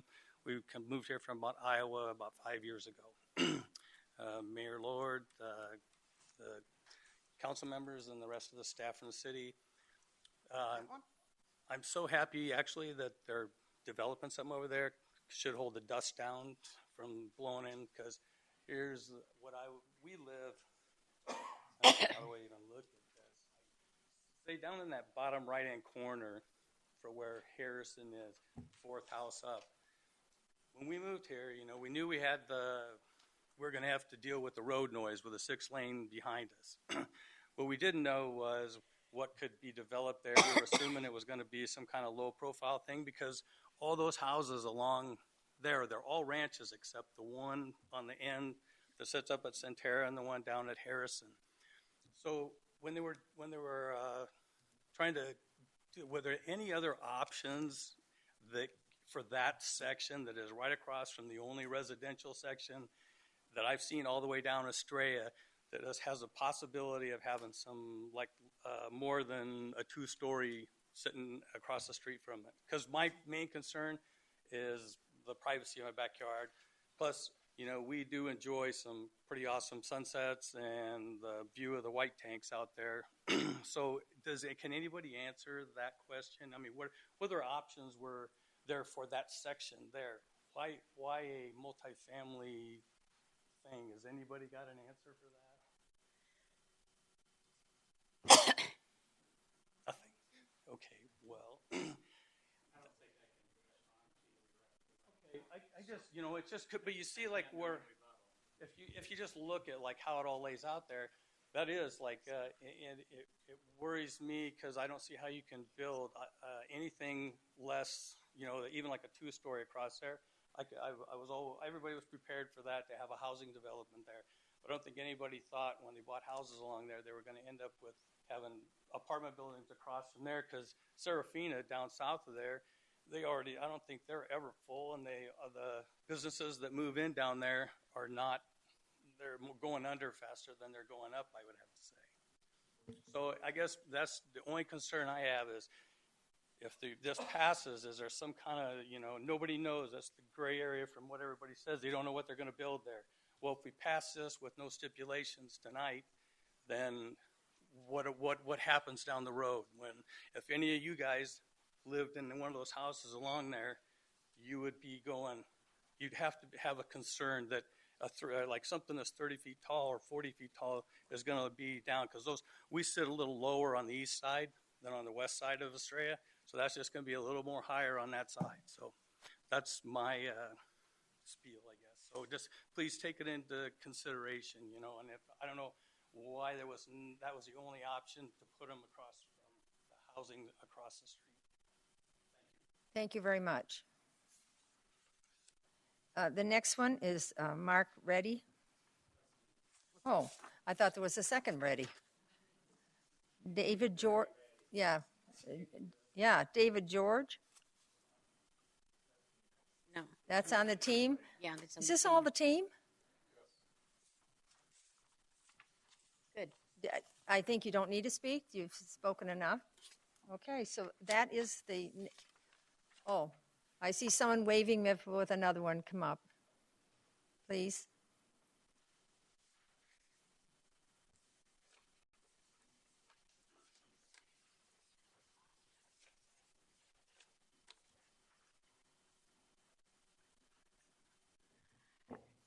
Good evening. My name is Patty Rubio. I live at 16058 West Lincoln Street. I live in Wildflower Ranch. I've lived there for 17 years and watched Goodyear grow up around us.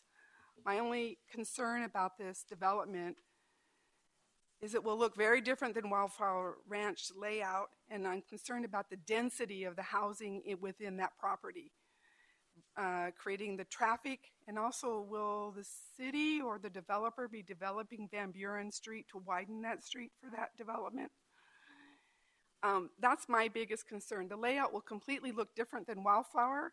I welcome the development. We're happy to see what they plan to bring in, but I'm just really concerned about the size of the lots. They're very small compared to Wildflower. On the interior of Wildflower, we do have smaller lots, but they're limited, and the rest of them are larger lots. That's my main concern, is the density of what all they're putting on there, and the size of how tall the apartment buildings will be and the height of the hotel. I'm just a little concerned about that in that area. So that's all I had to say. Thank you very much. Thank you. Is there anybody in the audience who wanted to speak that didn't fill out a card? Okay. I'm about ready to close this public hearing so we can have some discussion. So public hearing is closed. So will the city clerk please read ordinance 16-1326 by title only, please? Adopt ordinance number 16-1326 approving a rezoning of 103 acres from the agriculture urban zoning district to the final planned area development zoning district for a project to be known as Hudson Commons, generally located at the southwest corner of Estrella Parkway and Van Buren Street, providing for severability and providing for an effective date. Thank you. Could I have a motion, a second, please? So moved. Second. I had a motion by Councilman Campbell and a second by Vice Mayor Loretano open for council discussion. So who would like to start on this one? Since you had the last one, I'm going to turn it down here. Councilman Campbell? Okay.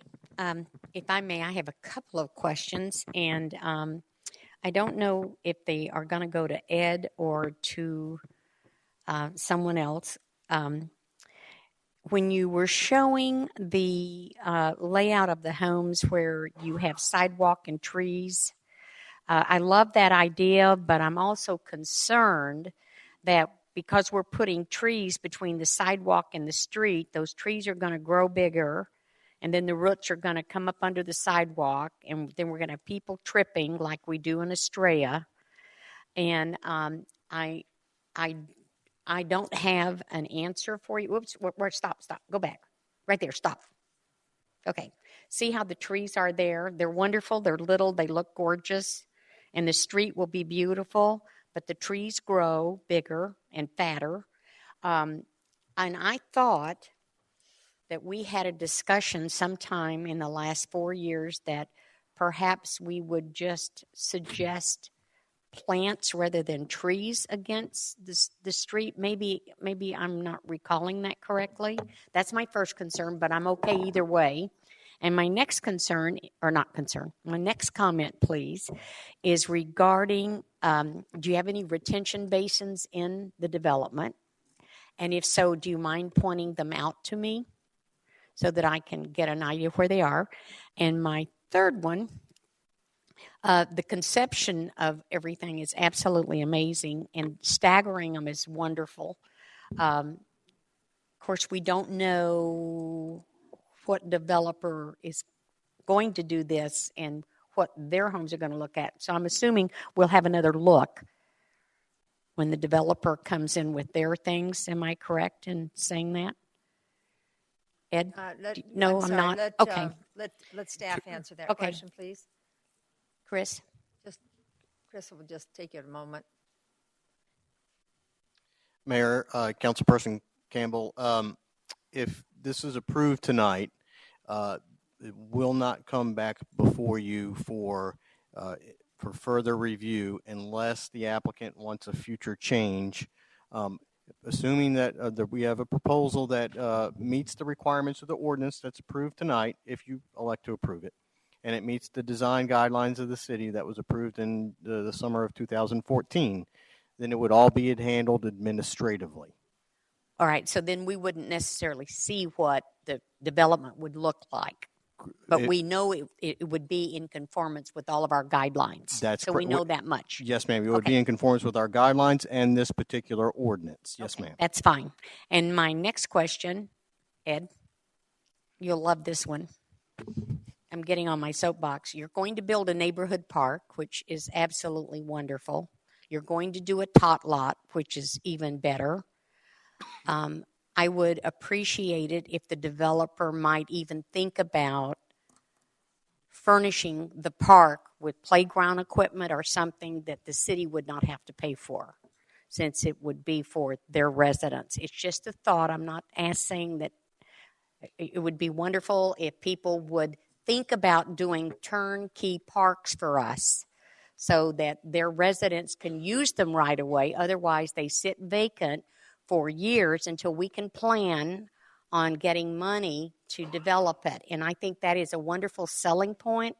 I know when we had young children, we always wanted to be by a park that was pretty much finished, because if it wasn't, we drove somewhere else. And it's just a thought. If they think about it, fine. And if not, that's fine too. But sometimes people are more creative in trying to sell these homes to young families. And the walkability within the complex is amazing. We're so happy to see that, because we want our neighborhoods to, I say, bond together. They get out and walk together. They walk their dogs. They walk their babies. And as long as they're all interconnected, it's just even nicer. It's a nice feel for that area.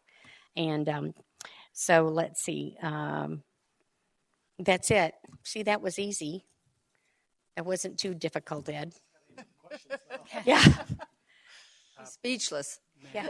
So Mayor, are these with round? your permission, may I start with answering the last question, because I think that will make Councilmember Yes, go ahead. Campbell very happy. As we're talking about these various neighborhood park, Mhm. the biggest one in the middle is the neighborhood park, Right. and then we have the smaller, what us old guys still call pocket parks. But in any event, one of your requests is that we provide the playground equipment and so on in those parks, and yes, we will. Oh, thank you. And stipulation 20 provides that not only we improve these parks, but that we improve it prior to the issuance of a building permit Thank within you. the single family for everything except model homes. Thank so you. when people move in, they're going to see improved parks. Thank you very, very much. Councilman Osborne. I think he's got more Yeah. answers. Oh, I'm He's sorry. just Go he's ahead. going to show me Sorry the about that. retention basins, I think, real quick. Okay. We'll do that. Are they the circles? Well, each of the parks will be partially dry. Okay. And will also have some retention. Okay. As will other green spaces on there that will be partially dry and partially retention. For example, in that central park, yes, there needs to be a plateau that is dry for the playground equipment, which is shaded and ramada and those kinds of things. Other portions of it where you could throw a ball and so on would also be available for retention.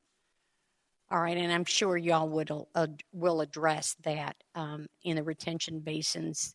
There's a limit of when they have to drain, and Yes. if drains are needed, we'll take care of that so we don't have any children in the water. Yes. Okay, perfect. And then your initial question was saying The trees. You Yeah. like the sidewalk detached from the curb. Our detachment here is actually wider than what the city's guidelines call for. We have a 6 foot between curb and back a walk detachment. If the city ever adopted a policy or a practice whereby you don't want trees in this streetscape between the curb and sidewalk, I'm not aware of it. And that, right. So the solution, I think, to concerns that have occurred where you've had perhaps some sidewalk cracking or heaving has in part to do with tree species. We've learned from some species that have been planted in the past. And secondly, we can also use rock guards or root guards, in areas where they need to be installed to protect the sidewalk from that occurring. Is that, that covered it. that's it. Thank you very much. Sorry for interrupting beforehand. Councilman Osborne. Thank you. First of all, I'd like to thank our citizens that came up to. I understand, your concerns and the things that are changing around your homes, and I appreciate that. And I can tell you, especially Miss Rubio, I lived in Wildflower Ranch when we first moved here, and when the Wildflower Elementary School actually lived there before the school was even built. And so I truly understand how the growth has occurred around this area. But I also know that this city has put a great deal of time and energy and effort into making sure that this area is going to be substantial. It's critical to our city. I mean, everything that's being developed around that is critical, and that is the reason years ago an overlay district was given to this area, because we wanted to make sure that all these points that are coming out were adhered to. And stipulations, many were put in there, design guidelines, many were put in there. That doesn't necessarily stop your view, unfortunately, but it does make sure that the product that's going to be out here is something that we're all proud of. And I think that if you really go back to the presentation on page 3 and you see the layout of what's with this Hudson common area, you then have our future community park, our future hopeful someday university area, and then we hit the city center area and Desert Edge. You see there's a lot of density and a lot of impact that will be in this area, and that's by design. And it's by design when you think about where the ballpark is. It's by design where the future city items will be. So it is going to require that density. But it also requires us to make sure that we are paying attention to the details of this area. I would like to thank Mr. Bull and Mr. Reddy for your presentation. I know you're telling a story to us and about this area, and I appreciate that. I believe that this is critical, and there are a few things that I'm going to ask you about because of the importance of this, not only to me, but to the whole city about it. You mentioned connectivity. Because this is going to be an area where we want people to be able to get to very easily. I know you spoke about connectivity, but we really didn't go into detail or depth of trails. How people, you say connectivity, but that doesn't mean a whole lot to me. I don't know if that's bike paths. I don't know if that's how the connectivity is going to be, because this whole area is going to be connecting to the university and the future park area, to the city center, going on down the line. So I just want to feel better about the detail on that. Okay. Mayor, council member, may I defer Yes, that question please. to Mark? Thank you. Thank you, Mayor. Council Member Osborne. Our plan right now is to propose concrete trail corridors and sidewalks, the setback sidewalks that would all connect together. I know it's a little bit hard to see on the screen, but you can see the white dashed lines that occur throughout. And if I can, I can't seem to get the mouse to work. I think you can all see that. We can see those on the dais. I was just going to try to point to them a little bit. Okay. But you can see from 158th in the center of the project, there's a pedestrian connection that comes into the site. There's an open space gap there that allows pedestrians to get in and out of the subdivision from the middle of the site, through the neighborhood park, across to the commercial and the multifamily piece, and to Estrella Parkway. There's also a trail that connects Van Buren through the middle of the subdivision, and it kind of snakes through the streets, goes past the neighborhood park, and comes all the way down and connects south to what would be the future Harrison Street alignment and the University Park PAD. You can see the connectivity from the intersection at Estrella Parkway and Van Buren that takes you into the heart of the commercial center, and then down south to the anchor tenants as well as the pads, and then another pedestrian connection that goes through the multifamily parcel, both in a north-south and in an east-west direction. Obviously, the design of those specifically will be determined when we do the final site plans, but the idea is that the PAD is showing a commitment to provide those connections from all different sides of the community, and they would be concrete trails that would connect through, so they could be used by bicyclists, by people walking with strollers, as well as joggers and pedestrians and whatever else, or bicycles and so forth. So the idea is that it offers an alternative to the vehicle, not only to get to the city center area, which is further to the south, and to not have to go all the way around to the perimeter to the streets to get in and out. We're providing connections from all sides of the community into and out of that community. So Okay. I hope that answers. I appreciate that. I really, this is very important that we have that ability for this area, that our citizens are able to walk, bike, whatever. Okay, the next question refers to the neighborhood park, and I appreciate the layout of the parks that you have and the open spaces. The neighborhood park, you said, is 5 acres, I believe, and in one of the slides I saw that it said a sports field. Is that what this is my one sports field. Okay, so my one concern, it's great. This is my concern that I've seen in other developments within our city that becomes a problem. You are going to make a beautiful amenity, and there's no parking around it. And that becomes a problem in our city, because then people want to come use it, and then they park by people's driveways, or they park by, and I don't see that. And so as you're developing this, please take into that to consideration, and I hope that you speak to the park staff, because these are issues that we have found that are going on presently in our city, that we have these beautiful parks and people are parking in a cul-de-sac, walking over to the park, and then people that live on those houses in the cul-de-sac are mad because there's no parking available for these places. So please keep that in mind as you're looking at that. Part of this overlay and some of the things that we've discussed are art features. And I know you did a lot of landscaping, but I know we're also going into your commercial aspects and your retail and also the hotel area. And I did not see that. I saw water feature, which I sure hope that's part of it, because I think that that will be a definite good thing for that area. But can you state anything of an art feature?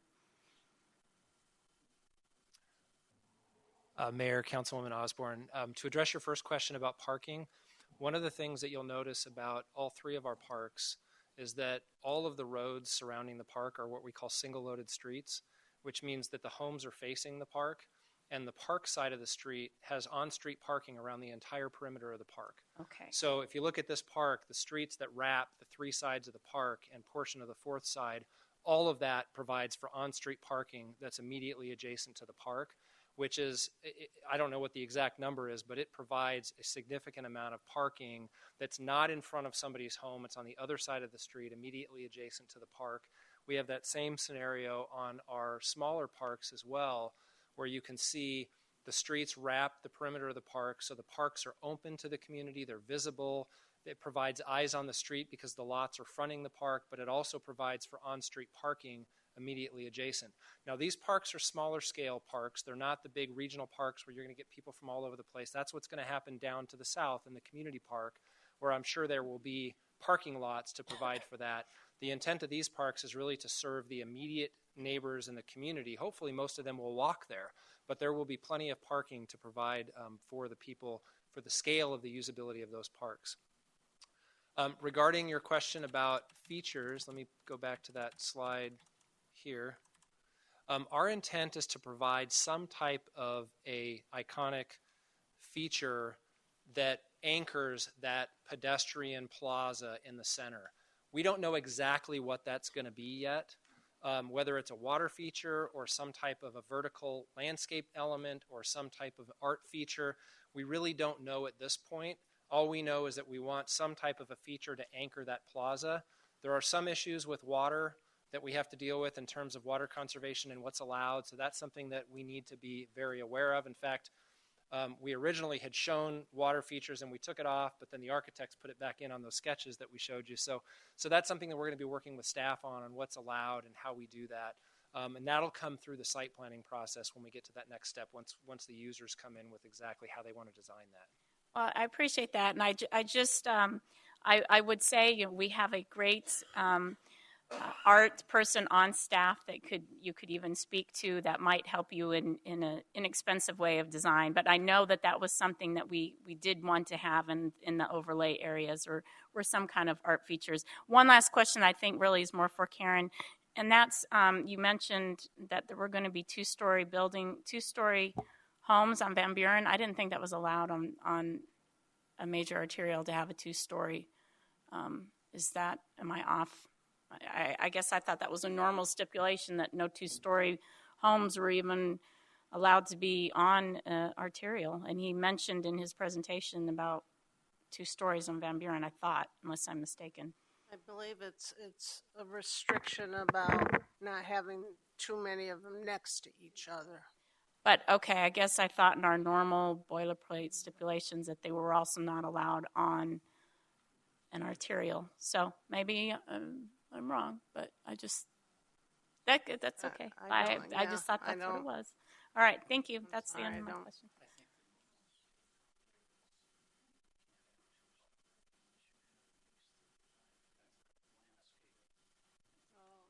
Because of the wider buffer that's allowed. Yeah. It's related to the width of the buffer between the street and the homes. Then that restriction comes into play, but they've increased the width of that buffer. So we're both right. Okay. Yeah, right. Thank you. I appreciate that. Everybody's right. Thanks. Vice Mayor Loretano. I just want to thank Mr. Reddy and Mr. Bull for a very well done presentation. I do appreciate it, and it really does help visualize this. I know there's some concerns from the neighbors about what it's going to look like, but I just want to clarify with Karen, this is part of the city center overlay, right? That's correct. And That's correct. Mr. Reddy referred to the city center design guidelines, but all the provisions that they're meaning are from the overlay district. And just so that people know, the overlay is more strict? Is that Yes, a it way is. Yes, it is. Okay, so it's like a higher quality. Higher quality, and also that's where the density comes into play, as well as in the general plan, with this being a transit-oriented development overlay as well. Both things call for density in this area. And then I just have a very brief comment. I think it's good we're getting something moving here because we are trying to get a university. We got the Basis school there.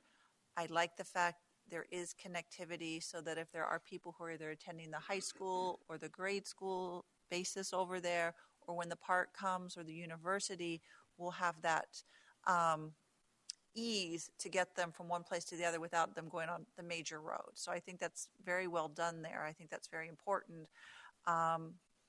The hotel, I think, is also very important. We are lacking rooms in the Southwest Valley right now. When there are these major events or just during our ballpark season, we lose a lot of people and a lot of revenue who people leave our area after the game. So I think that's something that's also very important. And density does draw more commercial. It'll be great to have some neighborhood restaurants there. Hopefully that'll spur more neighborhood restaurants that are kind of not the change, but a little bit of kind of fun restaurants out there that people in those neighborhoods and the other surrounding neighborhoods can go to. So I think that's a very good thing that we're bringing the density, because with the density comes the retail, and it kind of grows on itself. The other point I'd like to make is I understand the lots are smaller, and that's why I appreciate the fact that our council has had questions when we've been going to the smaller lots for some visualizations to make sure it does stay to the high standards. And that's not a punishment, or it's not we don't like it. We just need to see it. And I think this gives us a representation. I think it really, not just us, it gives the public a representation that this is going to be high quality. And the market's changed after the downturn. I think we know that there's more of a need, and there's going to be more of a need with the millennials coming up and people downsizing as well. People don't want big yards. They don't want that. They want the community place. Even the younger people with children now, the market has changed. So I think that's a really good aspect. And I can't wait to see how it all comes together, because I think these are some pieces in that area that are going to help bring it towards Estrella and help grow those other areas that are just fields right now. So hopefully it'll kind of be a domino effect going south. So I do appreciate your presentation, so I'm in support of it. So thank you. Councilman Basillo. No, again, to me, when it comes to these drawings, I really appreciate. I understand that it's not exact. I understand that you don't have your builders yet, but also too is that we get the lot sizes smaller. I really appreciate the fact that we're seeing what kind of tying in your actual restrictions, or what you're going to do and what you're not going to do and what it's going to look like. I think that's real important. Now, let me ask you this when it comes to the actual, and I know it's an overlay district, when it comes to the actual apartments that are going to go there, or you're not even sure if they're going to be apartments yet. They could be what, townhomes, they could be condos, they could be whatever. How does that fit within our process? Does that come back up for the design guidelines whenever you decide to put something in there? I mean, is that an administrative issue? Does that come before council? You just kind of, because we don't know what's going to go there yet. It could be a variety of product, right? Right. The multifamily product will come back through administratively through staff, and staff will ensure then in reviewing the site plan for that the buildings meet the design guidelines that you as a city approved for multifamily throughout the city of Goodyear. And then we will also apply the city center gateway overlay provisions as well. So we'll be checking all these documents to ensure compliance of the plans with them. How does the public, do they see a piece of that at any point, or as far as the product? No, they don't, but I'm happy to to let the neighbors that have attended here tonight know when those site plans come in and they can come in and take a look at them. I think that would be helpful. But again, I do appreciate the visuals only because, again, it kind of gives an idea of what it's going to be like. And sometimes it's hard when you write all your stipulations, at least for me it is, to try to visualize what that's going to look for. And I appreciate the effort. I know it took a little time to put this together, but I do appreciate it. Thank you for the presentation. Councilman Stipp. I think, Mr. Bull, one of the questions that Mr. Waugh had asked, are you still here?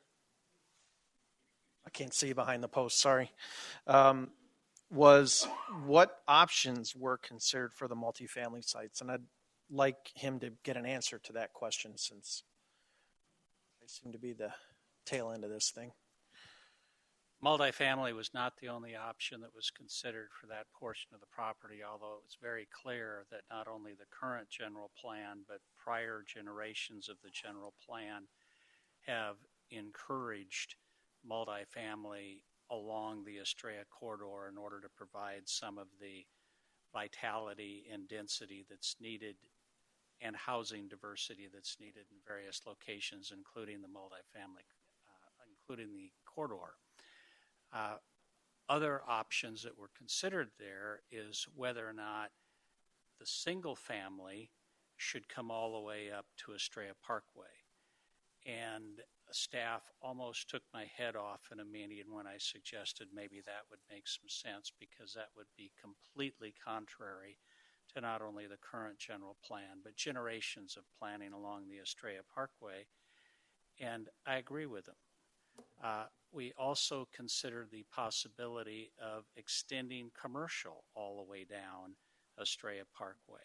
That simply doesn't make any sense, and we can paint the map red, but we have lots of other commercial sites in the freeway corridor or at other freeway interchange locations and so on, which are the types of sites that call for that acreage of commercial.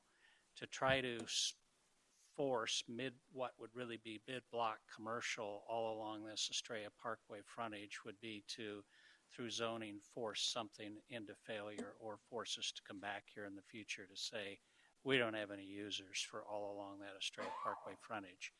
With respect to the uses themselves within the multifamily, Mayor, in response to Councilmember Pizzillo's question concerning what types of multifamily may go in there, it may be it may be apartments, it may be condos, it may be townhouses, or it may be a combination of some of those.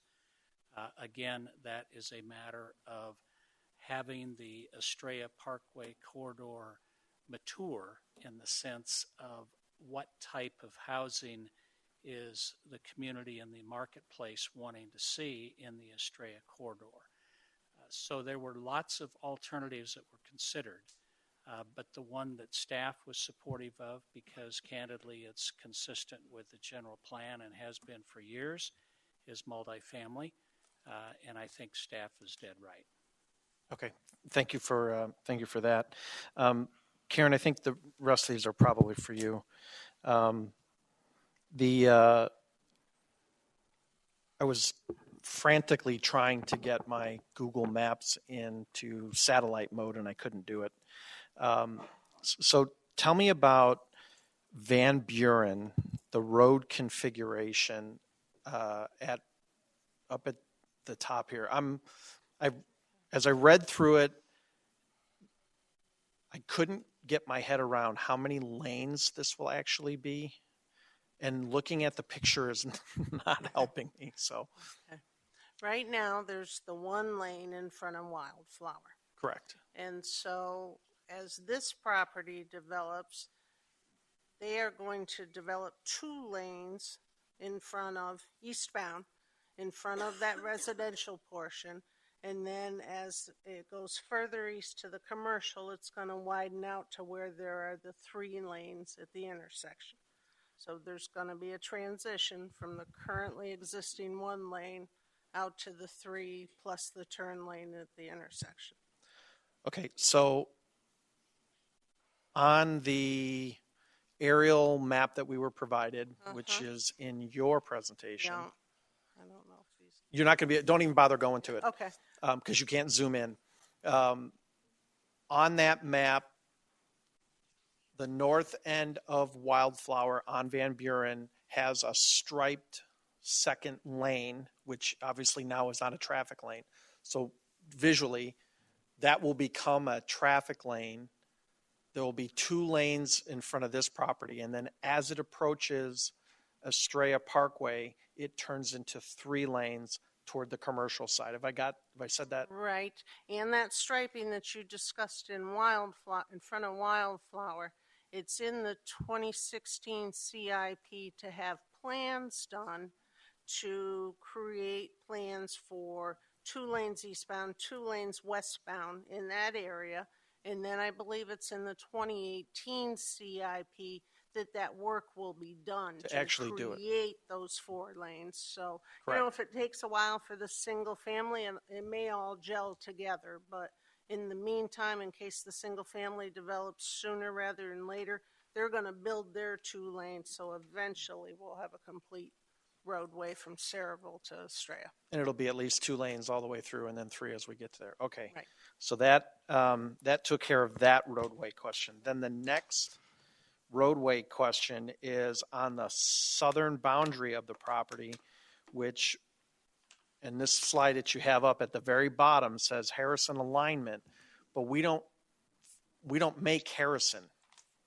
Who's responsible for creating Harrison Boulevard there? This property does not front on the Harrison alignment. There's some land in between there that the city still owns. So this property is not responsible for developing or connecting to Harrison, and their traffic statements also don't warrant a connection. They can serve this development with the access points on the other 3 streets. So am I correct in saying then, because the city owns the property south of there for the quote-unquote University Park, the city needs to build Harrison Boulevard to the west of Estrella Parkway? Is that what you're telling me? Councilmember Stipp, yes, that is correct. When we acquired that property, we actually purposefully took the full Harrison alignment and some portion north of that so that we could have the control of that. Awesome. Okay. I think I figured out my traffic light question at 158th and Van Buren. Now that I got a Google map, I could see there are multiple landowners there. And this developer, just for the public's understanding, is responsible for a quarter of that intersection. Okay.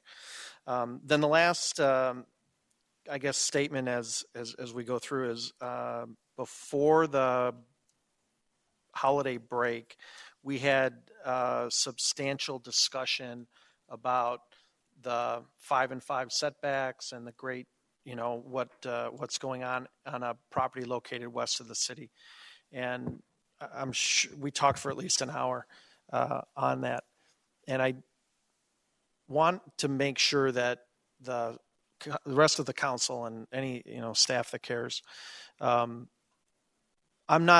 had no objection that night to the small lot size or the 5x5. That was not the issue. The issue was the lack of clarity in making a change in what it was they were proposing. This applicant has provided us with a great deal of detail that show what that is. So that kind of answers that question. And one of the things that I have sat here for 5 years or 4.5 years saying is, let's not be hypocritical and let's not, send mixed messages. So I'm in support of this, which seems contrary because I voted against the other one, and I voted against the other one not for the 5x5, but because of the lack of information we were getting from the applicant. So I just kind of wanted to point that out. The other thing is small lot sizes in an infill project such as this are absolutely appropriate. Building 50-foot lots way out west when it's surrounded by nothing else in the city doesn't make any sense to me. But here for an infill property, it makes absolute sense. And knowing what we're going through in the retail, commercial, multifamily, and single family market right now, small lot sizes and multifamily are what are being called for by, quite honestly, the millennial generation. They're going to be more transient than any of us ever were. I'm a baby boomer. I've married a Generation X, and I see it in my kids. They're not going to stay in a big house like we have now. So I think this works very well. I was concerned about the traffic flow, but I think we've got some of that identified with what's happening with the streets. The last thing, I guess, is a request I'm going to request of the manager, is can we get the council an executive summary or something that tells us what is specifically in the design guideline that gives us the assurance that we are going to get what we've been talking about. We've been hearing for the last 2 weeks that it's in the design guidelines you approved in the spring or the June of 2014. Well, that doesn't do any of us any good in January of 2016. So we're all, well, not all of us, but most of us are baby boomers, and that just doesn't help. So if we can get an executive summary that answers, that satisfies that this is what we're going to get, I think these discussions will be much shorter in the future. That's just my request. Mayor, Council Member Stipp, on February 1st, we'll be coming before Council and a couple of items in the retreat, and one of them is to focus on development, and a lot of that will focus on residential. We're looking at Council direction as well, kind of coming out of that, but our intent is to do small or other, I'll call them mini sessions after that over the course of the next several months to really get council policy direction on several things related to development, but we also want to do a refresher and bring forward again a summary of the design guidelines that were approved in 2014. We know that was a couple of years ago, year and a half ago, and what's the relevance today without really having that in front of you, so that'll be all part of that. I appreciate that. For Mr. Waugh and Ms. Rubio, I appreciate you coming forward tonight. I hope we've at least answered your questions. It may not necessarily be the desired effect, but these types of projects, especially the infill, are very important for our community, and it's important that we, as your council, look at the city as a whole, and it's very difficult because you live in that neighborhood and you have to look out your window. But what the market is driving right now, I think you'll be pretty happy with the product that'll come out. And if the applicant takes as much effort into finding the product to fill those places as they have in making this presentation tonight, we will all be very, very happy with what comes out. Councilman Holman. I'm just going to make a couple of quick comments, and there's not so many questions. I've come to understand tonight from some comments made by my peers that I probably am not going to be real popular, but I really want to make a statement about how I feel about water features. And while they are attractive, I really believe that a city needs to take the lead in being respectful of our water, and that we need to lead by example. And so I think it would be the exception rather than the rule that we would encourage a developer to do the water feature. I feel very strongly about that, and have for years and years and years. You're welcome to point out my lack of understanding, but I've got to tell you, Fountain Hills really drove me nuts when they were. Well, I'm just saying but I just considered that very disrespectful to our desert. It is a draw. People like to see it, but anyway, that's my comment. So, and then I just wanted to comment I really hope you can find a builder that is as interested in making the variety of aesthetics in the houses, like the driveways, the garage, where the garage is, whatever, because that really does make a more attractive neighborhood and is very appealing. I personally love the front porch concept. That was one of the things that when we went through Focus Future, both 1, 2, that our leaders and citizens stated clearly that they wanted a front porch community. And I pretty much buy into that. So, and I too wanted to thank the people who spoke out tonight, because we try to be very insightful and inclusive when we're having our discussions, but we are not mind readers, and you bringing forward your thoughts and concerns it's very helpful to us. So thank you very much. Well, everybody's had their say. But first of all, I want to start out by definitely thanking the family for the dedication to the city of Goodyear on that park. I was on the city, I headed the city center committee, and there's a number of people out there that want to say to the Hudson family, thank you. It was most kind, and it's taken us a long time to really put our arms around that area, but there has been discussion with the council. It hasn't really come to a vote, but it was a discussion in the retreat that we are going to build a park there in that area, in the city center area, and we also are probably going to do, and we haven't really honed in on it, but it's a recreation multi-gen. So I have to use both of those. But the council seems to be in agreement that we would like to go forth with this. So that's going to be another amenity that's going to be very close to this community. And the other thing that certainly is going to, for the Wildflower group of residents, we've said for a long time that we were missing recreation in your area. We've been aware of this all along. It takes money, it takes time, and it takes density and things happening around, okay? It all comes together.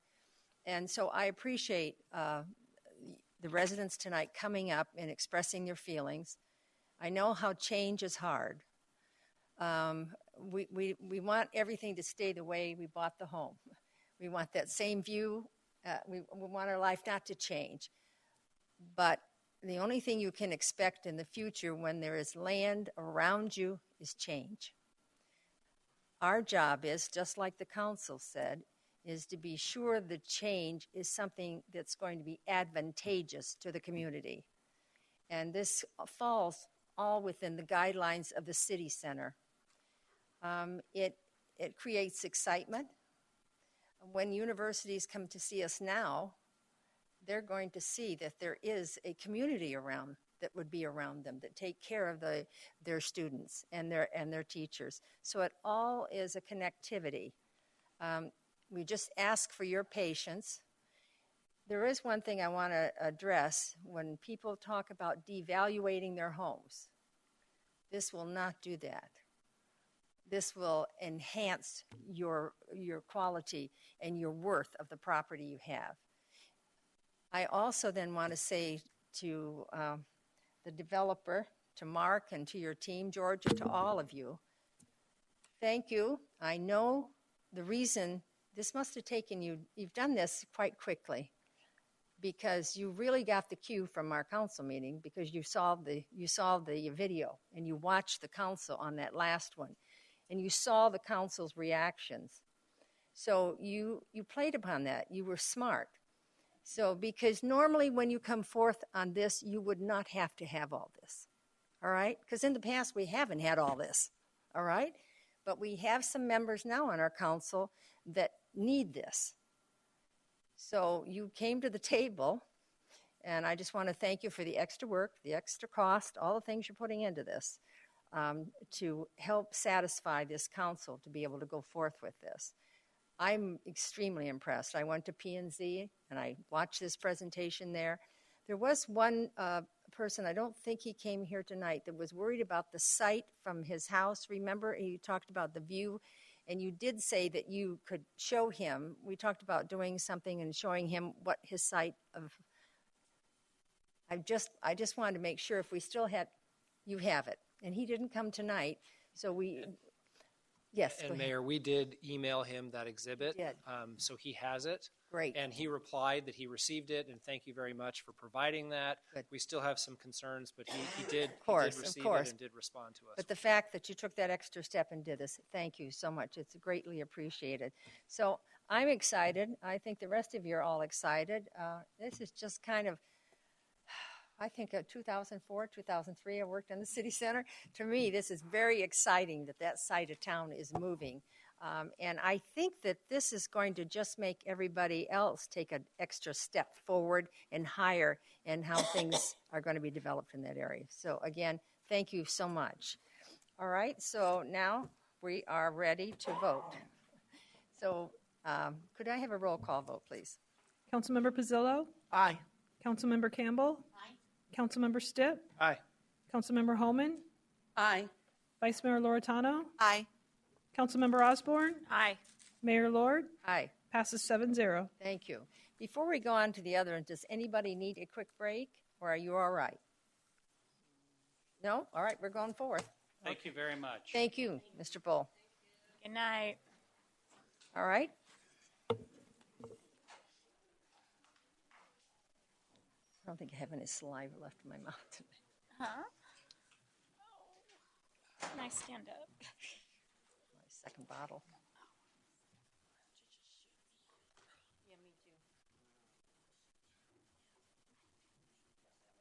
All right, we're going to go to 7.3. It's to consider approving the intergovernmental agreement with Maricopa County to support a portion of the Maricopa Trail that passes through Goodyear. David Side, Parks and Rec Manager, to present. David? Thank you, Mayor. Joining me tonight is Mr. John Rose, who is the Maricopa County Trail Manager we have worked with to create this partnership opportunity. In line with earlier comments related to community connectivity, this agreement with Maricopa County will formalize support for a portion of the Maricopa Trail that passes through Goodyear. This short-term goal was identified and recommended in the recently updated 2014 Parks Master Plan and is consistent with the overall strategy of maximizing partnership opportunities for community recreational benefit. I'd like to begin by sharing some history on the Maricopa Trail. The trail concept was unveiled back in 2000 as part of the Regional Trail Plan approved by the County Board of Supervisors. Kind of the centerpiece of that was to connect all 10 of the Maricopa County parks with one another through a system of trails and pathways. In 2004, it was placed under the Parks and Recreation Department of Maricopa County and was funded at $5 million. Ancillary goals to the project would be to link metropolitan areas, municipal trails, communities, neighborhoods with the regional parks, and just overall develop strategies and partnerships to protect open space and natural cultural resources from development. Once completed, the entire trail is approximately 310 miles, and as of today, it's about 70% complete. The major first priority there, you can see, will be to complete the loop in its entirety, and that's scheduled to be completed later this fall. And then an ancillary secondary strategy or priority would be connect to local community trails that various agencies have in their jurisdictions. The following maps provide some context to the overall trail project, as well as a portion that will pass through Goodyear. So this initial map here, as you can see, the outlying areas that are in green are basically the 10 parks that are connected through a series of pathways and developed trails, and there are portions that continue to need to be created and established, but they're about 70%. As we zoom in, this will take you into the Goodyear portion and give you an idea of where we envision this trail going. So essentially from the western border at Perryville Road, we envision this trail heading east along Yuma. For the most part, it'll be on the north side of Yuma. maximizing some of the developed areas and the crossings and the intersections that are already there. Safety is the key driver in all of this planning, so we definitely want to take advantage of those and minimize the back and forth north-south crossings. So heading east along Yuma will make its way to the Bullard Wash, where it'll turn south. From here, it'll stay on the west bank of the wash until it crosses west Lower Buckeye Parkway. It will then continue on Bullard Avenue to Estrella Parkway, where it'll turn south, crossing MC 85. The trail will then go back east to connect back with the wash and continue south, where it will gradually meet back up with the South Estrella Parkway Bridge to cross the Gila River. It will continue south to Vineyard and then head east on the north side of Vineyard until it reaches the main entrance of Estrella Mountain Regional Park. There's a little bit of an inset there. Depending upon some agreements or some possible partnerships with the railroad, we may be able to continue it south along the Bullard Wash, but until then, we will go ahead and connect over on Estrella Parkway and cross MC 85 at that intersection.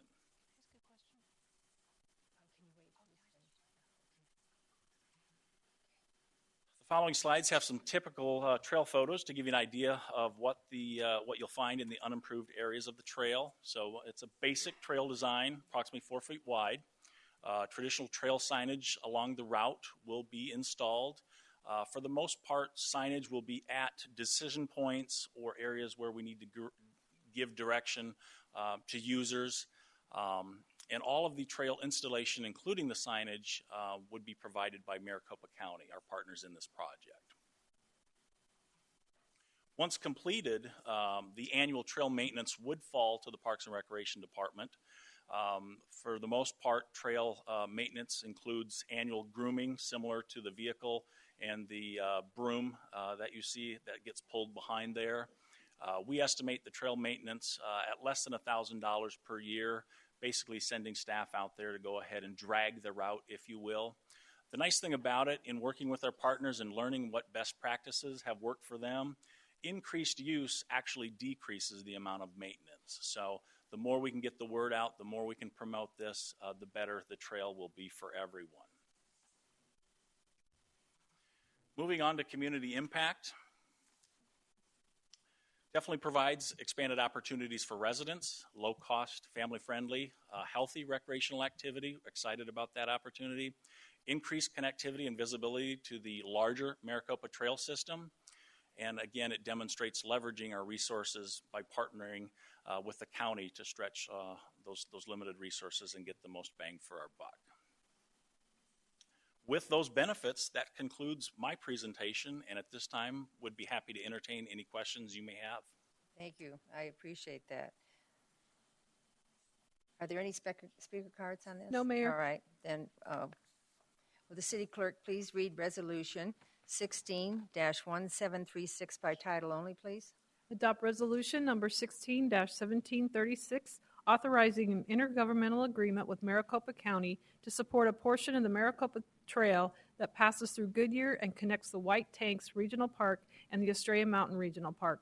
Thank you. Could I please have a motion, a second? Second. I heard a motion by Councilman Pizzillo and a second by Councilman Osborne. Open for council discussion. I'm going to go to Vice Mayor Loretano first. I just had a quick question on slide 6, where it's crossing MC 85. I think I figured out for both of those, would the crossing be at Estrella? It would come back up and cross at Estrella either way it went, or how would that cross MC 85? Mayor, Vice Mayor Loretano, the initial plan is to have it cross at Estrella. Okay, so the light. If we were able to get an easement through the railroad, which we have some experience with our partners in successfully being able to do that, we would avoid that intersection, which I think would be the ideal for the non-motorized pedestrian traffic that we would see using the trail. So that would be our first goal, is to make every effort to get it off of that intersection. However, that is a signalized intersection at this time. We've researched with traffic. There is right-of-way through that area, and it is an improved area for pedestrian traffic at this time. I guess my question is, so if you get it off the signalized area, how would it cross MC85? Under. Okay, thank you. That's why I was just wondering if it's going to go under or over. Okay. Yes, under. I'm sorry. No, I just wondered because I'm like, we're going to run across the street. That's all I had. All right. Yeah, Councilman Osborne. Well, I'm excited. I'm excited. We'll do our best to get that trail traffic, right? I just had one question. Is this a multi-purpose type of trail? I'm not 100%. Are we looking at, obviously not ATV type of off-road vehicles, but bicycling, hiking? Is it horse also type of trail system, or can you just describe that a little bit? Mayor, Councilmember Osborne, the primary user group will be non-motorized traffic. Obviously, pedestrian, bikers, walkers, right, joggers, and so forth. In the rural, undeveloped areas, horse use would obviously be permissible as well. But, well, they'll want to clarify that if they're allowed to have horses on there. So that's why I asked. Our vision is to maximize the availability and usage by all in the community. Okay, thank you. Councilman Stipp? Okay, so those two questions prompted one for me. If this trail is running along Yuma and that is primarily sidewalk, right? Correct. Yes. Yeah, down east and west on Yuma is all sidewalk. We're not going to be promoting horse traffic on the sidewalks, right? No. Okay, so what you're envisioning is that just becomes a means to get to the unimproved trail. Correct. Okay, so now we're going south on Yuma, unimproved trail. I get we're going over to MC85, and then you said to the Vice Mayor's comment, we're going to go under MC85? Through, there's a culvert at that location that we are attempting to explore to get agreement so we can have an easement through there. And that's part of Bullard Wash. Correct. Oh, over on that side. Okay, because I'm looking at the red lines on this, and I'm thinking the intersection. Plus, I'm thinking the amount of money that was spent on the underground walkway north of the city. So, all right, I won't go any farther. Thanks. Yes, Councilman Campbell? Well, I would very much like to thank everyone involved in coming forward with this IGA, because we have been talking about connecting this trail, which will open up Goodyear to many, many people that we normally would not have open. And this gentleman here is from the county. Is this correct? Yes. Well, we want to thank the county for doing this. We appreciate this because I know money has been not available to do this any earlier than now. And we really thank you very much for opening this up, because I envision having the entire trail open eventually someday. And that's going to be a wonderful amenity for all of Maricopa County. So thank you so much. We appreciate it, and we look forward to working with the county and getting the trails open. Anybody else? Mayor, if I may add, I'd like to invite John up to share some comments regarding that railroad crossing, just for clarification. Mayor and council members, the site there's actually two bridges. The Union Pacific Railroad has a bridge, as does McDOT. McDOT is no problem. They would allow our traffic underneath, but the railroad requires a canopy cover. So we have a designed by McDOT Bridge. It's in the hands of the Union Pacific Railroad management in Omaha. If they proceed to go ahead, we'll go with that. But we don't know that they're going to prove that. That's to be seen. So the idea is to go underneath, have a grade separated crossing, continue, and then just a little bit south the Broadway crossing, get back up onto the bank, and then we also have approval to build a trail from the outlet of the Bullard Wash on flood control district property over to Estrella Parkway. Wonderful. Any other comments? Well, I can tell you, thank you so much. I mean, the public has called for this. We have a lot of young people in Goodyear, and that there are bikers and walkers and hikers. We have some right here in the city, and city manager is one of them, a biker and a hiker. So it really is going to be a wonderful amenity. And so let's hope they allow us to do the easiest one, the best one for our citizens. So no other questions? I think we'll do a roll call at this time, please. Councilmember Campbell? Aye.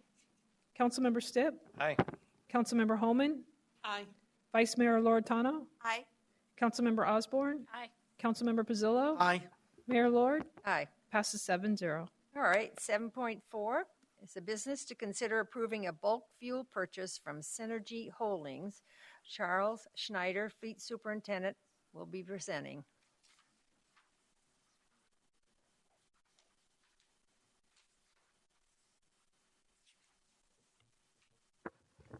Yeah, that's all right. Just pull the microphone down to you. Good evening, Mayor, members of the council. Thank you very much for allowing me to come before you tonight.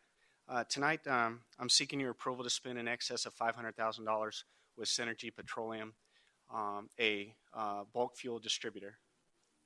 I have a couple slides for your consideration and information. I wanted to provide you some previous fiscal year budget and expenditure history. For this fiscal year, through November, we've spent about $265,000 to date on bulk fuel. This is through November. December's data, we spent about $38,000 in December, so we're up around $302 fiscal year to date. We expect to expend about $635,000 this fiscal year, which is about $215,000 less than our operating budget of $850. This is a breakdown of fuel costs per month for our fleet. You can see in the summer months there's a pretty drastic turn from the summer months into the fall and into December. I attribute that to lower fuel cost. The red bars there, they depict a forecast. And what I did to get that data is I took the last 2 calendar years of miles driven in the fleet and then averaged that and then averaged the current fuel cost. So again, we estimate about $635,000 spending with fiscal year 16, about $215,000 less than our operating budget. I'm here to answer any questions that you may have. Thank you. Are there any speaker cards? No, Mayor. All right. Then could I have a motion and a second to approve the use of the funds from the FY16 fleet operating budget for the purchase of a bulk fuel, that is unleaded diesel and E85, from Synergy Holdings in the amount of $800,000. Do I hear a motion? So moved. Second. Is that Councilman? Is that you? I heard a motion from Councilman Holman and a motion from Councilman Holman and a second from Councilman Pizzillo. Open for council discussion. All right, Councilman Stipp. There's Lori. If we've been base budgeting $850,000 a year and we're only spending $600,000, are we going to adjust that this year? Yes, sir. Basically, that reduction is due with fuel cost. Yeah. Currently, our barrel costs about $35 per barrel.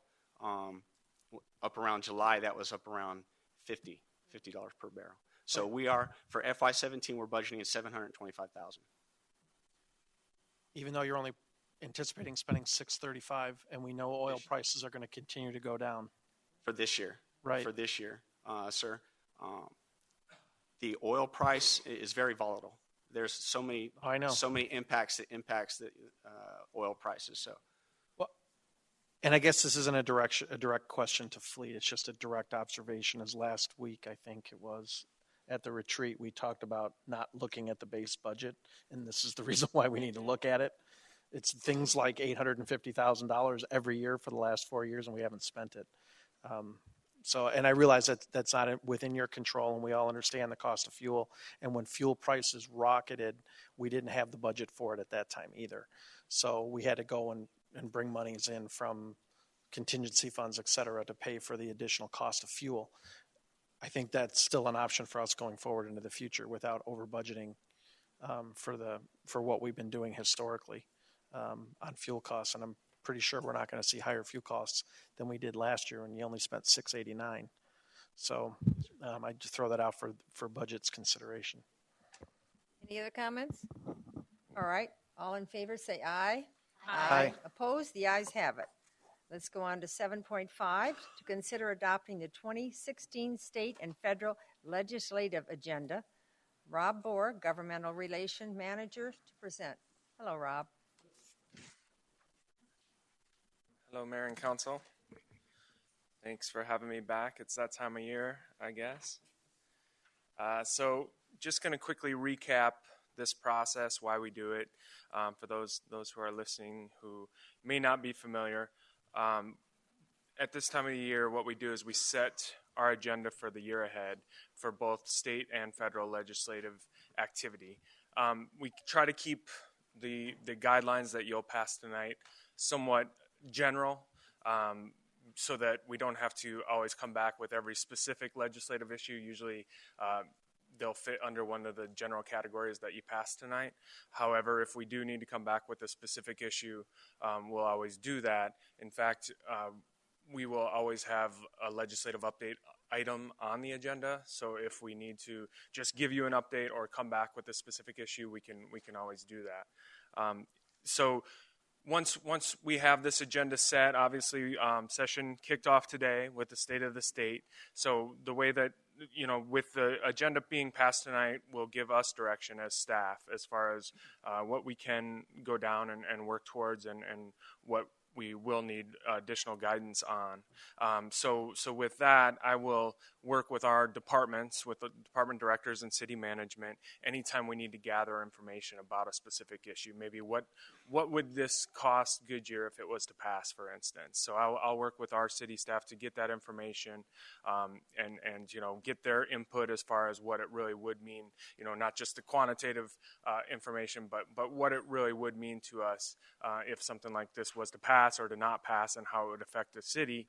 And then I use that feedback from the departments, from management, and as you probably know, we have weekly meetings on Fridays down at the League of Arizona Cities and Towns. All the government relations folks from all of the cities get together, and at that point really share that information about, we all understand what the bill is, but what does it really mean specifically to our cities? And then in addition to that, really strategizing how we can work together to either work for legislation or work against legislation, or other strategies like maybe, okay, this isn't great, but if we give up this, can we get something else that we really need, that type of thing. So we do that on a weekly basis, and then of course when I come back from that meeting, that's when I again update management as well as all of you on kind of where we're at, what legislation looks like for us and what we're working on. So I'll of course commit to keeping you guys regularly updated. In fact, I think we'll probably do weekly updates this year throughout session, as well as anytime we need to come here to a council meeting, that's an ongoing agenda item, so we can do that whenever we need to. And then like past years, I know we've discussed, obviously you're all out and about at events, and you run into legislative folks and state senators and state representatives and maybe the governor, and discussions happen and you get involved in those things. So just always keep me informed. And anytime any of you are seeking out a question or want more information about an issue, I absolutely am here to help. I actually can learn from those things. Might be a question that I haven't thought of. So always encourage you all to reach out to me if you have questions or concerns, and again, let me know if you do have something where some legislative folks are going to be at where we can talk about what our position is. One thing to always keep in mind, we always kind of strategize among all the cities, so we always want to make sure we have a consistent message. Sometimes we commit to each other that we're going to have a consistent message, so that's why it's always kind of important to me to know what conversations are happening and what those look like. Just one last thing. Last year, we did make some changes to the government relations website, adding some information, particularly for the residents, so that they know more about what's going on. It made it real easy to find their legislators. There was some important city-related activity that we wanted to provide them, so we did an explanation of state shared revenues and what that means, and then also post this, the current adopted legislative update. So after today, we can post this new one on the website for everybody to see. So this year, in addition to those things, we'll also look for new ways where we can get more information out to the residents, or as key legislative issues come up that we want to make sure they know about, we'll definitely do that as well. So, and that was all of those were what I just talked about. So on to the next slide. As you all know, today the new session convened, and I don't know if any of you got a chance to see the State of the State earlier today, but obviously Governor Ducey's entering his second year of his first term. We've got Andy Biggs as the President of the Senate and David Gowan as the Speaker of the House. Here locally, we have two legislative districts. Again, as you all know, LD 13 consists of Senator Don Shooter, Representative Steve Montenegro, and then Representative Darren Mitchell. And Steve Montenegro is also continues to be Majority Leader in the House. And then in LD 4, as you all know, we have Senator Lynn Pancrazzi, who has announced that she's not running for re-election in 2016. She's going to serve as a county supervisor in Yuma County instead, to be closer to home. And then we have Representatives Lisa Tondo and Representative Charlene Fernandez. Last year when I presented this legislative agenda, it was a much different story at the state. We were in $1 billion projected deficit. This year they're looking at what's reported to be an ongoing $200 million surplus. So, positives and negatives to both sides. It's still going to be a lot of people fighting for that money that's there, and you can only spread the peanut butter so thin, so to speak. So it'll still be a battle. On Friday of this week, Governor Ducey will actually release his initial budget proposal. So that will provide us with some information just as far as where we're at. And then obviously from there, the two legislative bodies will use that as sort of a template as they move forward through the session and before they introduce their own budget packages later in the session. And ultimately we'll kind of know more and more as we move along what that final budget's going to look like. So on to those main guiding principles that you'll be approving tonight. And I'm going to just take some of these and provide a few somewhat specific examples of things we know are coming down the pipeline. Obviously, I don't want to get into everything that we know is going to be a major issue this year, because that'll be your first legislative update, and I'd be getting into too many details tonight. But just to kind of, so we know what we're talking about, I'll probably throw a few here and there. So key one, obviously, is always going to be fiscal sustainability. If you did listen to the State of the State today or read about it, you'll know that the governor did make a statement about almost a threat, so to speak, about changing the formula for state shared revenues. It was related to cities taking on employment and wage reforms, and if they do that, he won't hesitate to change the formula for state shared revenues. So he did put that out there today. So obviously, always a major priority of ours is preserving those existing revenue streams, including, of course, state shared revenues, which consists of, our sales and income tax distributions, highway user revenue fees, and vehicle license tax. Last year, of course, we saw money diverted from cities and counties as well as from Proposition 400, the regional transportation tax money, to state operations of both the Department of Revenue and ADOR. I'm sorry, Department of Revenue and Department of Public Safety for, they took the money from the city's state share revenue and also from Prop 400 to fund those things. So that'll definitely be something that we look to restore and preserve this year, making sure that statutory formula stays intact for distribution. Obviously, last week, I know we talked a little bit about the rental tax, the legislation that's been introduced to remove the ability of cities to collect that rental tax, another key issue in the fiscal sustainability area, and then also we discussed a little bit proposed tax reforms, which Governor Ducey alluded to a little bit today. Didn't get in any specifics, but there's no doubt that some of those are coming down the pipeline as well. Local authority, also always another main priority of ours. We always want to do whatever we can to support local control and decision-making authority. We'll actively oppose any attempts to erode this control through preemptions or mandates.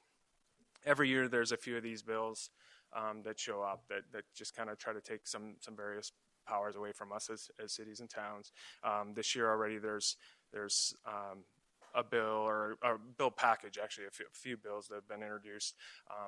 For instance, one would take away the ability of cities to do any regulations related to production and distribution of food products at one's home, which would also likely include animals, which are under statute included as food products. So basically people would be able to raise farm animals in their backyard if they chose to do so.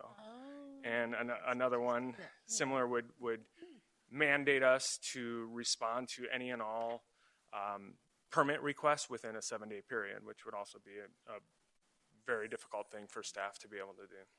So those are, examples. And a lot of, as you all know, a lot of legislation is introduced and may never get assigned a hearing or whatever. So once we kind of know what things are moving and what things aren't, it always becomes more of a priority based on what it looks like. Economic development.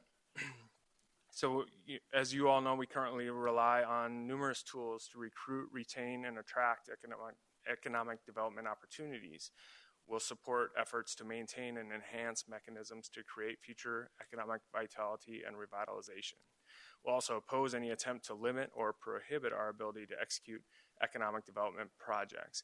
There was a League of Arizona Cities and Towns resolution this past summer to foster economic development by allowing cities and towns to create new financing mechanisms to invest in infrastructure and other improvements in designated areas. This was introduced from the city of Surprise, who has a tool that they put together that they refer to as EDRA, the Economic Development Reimbursement Authority, sort of like a TIF-like mechanism related to sales tax, though, instead of property tax. However, we have there is a lot of discussion out there. Apparently there's been conversations at the state level and with large business organizations of doing something even more TIF related. So there is some of those conversations taking place out there. So this is actually a probably good opportunity for this year to be something where there really is maybe some movement on some of those economic development related incentive programs. So more to come on that for sure.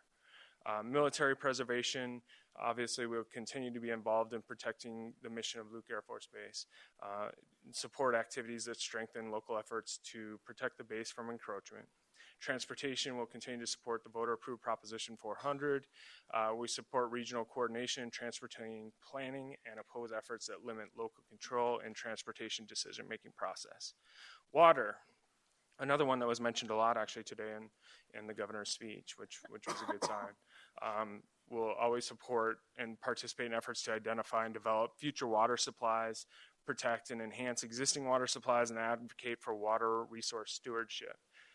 One priority may be advocating for additional funding for the Arizona Department of Water Resources, which has really reduced staff over the years. They were at 250 staff and are down to 125 at this point. We've also discussed the possibility of Goodyear looking to the possibility of restoring funding for the Water Quality Assurance Revolving Fund, known as WARF, which is also managed through the Department of Water Resources. It's a state-sponsored Superfund program, so it's something that would be key for Goodyear in the future. In the state of the state today, Governor Ducey did say that would be a priority to find new long-term sources for water conservation efforts and water infrastructure needs. So again, good sign that it's being discussed at the state level as well. On to federal legislation, just a quick introduction. The House of Representatives actually convened last week on Tuesday, and the Senate convened today. As you all know, our two congressional districts are District 8, which is represented by Congressman Trent Franks, and District 3, represented by Raul Grijalva. And, of course, we continue to be represented by Senators John McCain and Jeff Flake. Prior to going in on recess in December, Congress and the President passed an omnibus appropriations bill that funds the federal government for fiscal year 2016, which would be through the end of September 2016, which the good news there is we're not going to have to worry about government shutdowns at least until that period of time. So always a good thing. The omnibus appropriations bill incorporated 12 separate appropriations bills and set the federal budget at $1.15 trillion in discretionary spending. It also included a series of tax measures known as tax extenders. So then those guiding principles at the federal level that we will follow. Again, economic development. The City of Goodyear will continue to work with representatives at the federal level to identify and support any opportunities that are there for economic development. Military preservation. We partner with all of the West Valley cities. As most of you know, we refer to ourselves as the West Valley Partners. And we have a contract that we share with all the West Valley cities. And Glendale serves as the main point of contact, but we all contribute. And we work with the firm Baker, Donaldson, Bierman, Caldwell, and Berkowitz.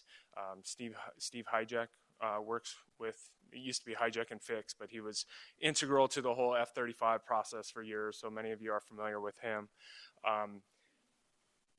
Obviously, the F-35 mission is secure, but we continue to look at additional joint missions that come up as possibilities, as well as any discussion about locating new aircraft at Luke Air Force Base from other sites, which I know the mayor's been involved in several meetings and information sharing about some of those discussions and what it could mean to us and what we need to do. So always staying involved in those issues. Transportation infrastructure. Obviously, I know I've updated you recently. There's been movement there. In December, there was a $305 billion 5-year transportation bill. We refer to it as the Fixing America's Surface Transportation Act, which was signed into law. It's funded through gas tax and offsets of about $70 billion from other areas of the federal budget.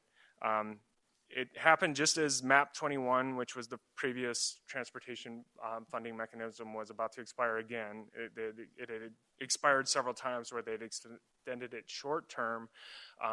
But as you know, it's been a priority of ours for a while to do long-term funding authorization. It was part of your agenda last year, and we're finally there. We've got this 5-year bill, and it's really a positive development for Goodyear and all communities, but we'll continue to monitor it closely and make sure that money's getting to where it's supposed to go and it's working the way it's supposed to work and all of that. So, grant funding, we recommend continue to work with our departments to highlight priorities and seek funding through grants wherever possible. And then aviation.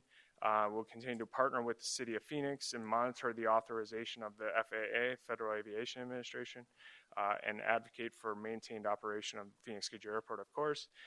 There was a league resolution related to ensuring communication between the FAA and communities related to any changes with flight paths. Obviously, kind of a result of an issue that Phoenix dealt with this last year, but also a good thing for us as well. So. And then lastly, the one that's a little more specific than the others, and there's a reason for that, and that's because you guys passed a resolution in December of 2014 specific to this issue, so we're able to kind of get a little more specific with this one, and that's marketplace fairness related legislation.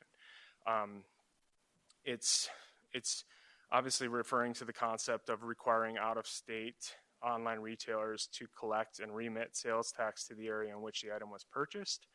And we've talked about that before. There's been several related bills that have been introduced, discussed, but really haven't gone too far. So I'm not sure if there's a lot of hope that it will anytime in the near future, but obviously the discussions continue to keep happening, so we'll definitely keep close tabs on that. So that is it for federal and state. So before I go to questions, just want to thank you all. Obviously, last year was my first year doing this and my first legislative session, and learned a lot, and look forward to learning a lot more this year, and continue to keep you guys updated on a very regular basis. And again, anytime you have questions or concerns, just please let me know. Thank you, Rob. Could I have a motion and a second, please? So moved. Second. I heard a motion from Councilman Campbell and a second from Vice Mayor Loretano. Open for council discussion. Great job, Rob. Thank you. Councilman Basillo.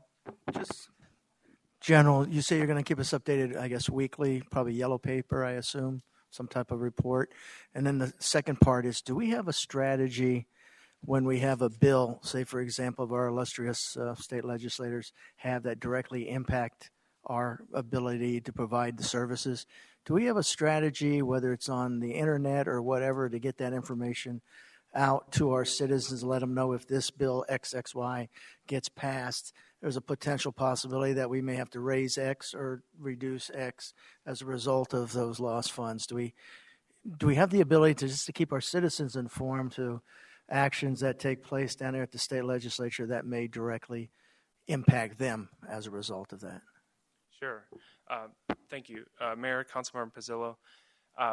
For your first question, as far as the updates to council, I guess we haven't talked exactly about the specifics yet. I mean, there's a lot of possibilities as far as last year. I know I just kind of periodically would send out updates, and they were pretty extensive. This year, I think we may try to do a little bit more regularly, but maybe not quite as extensive and lengthy.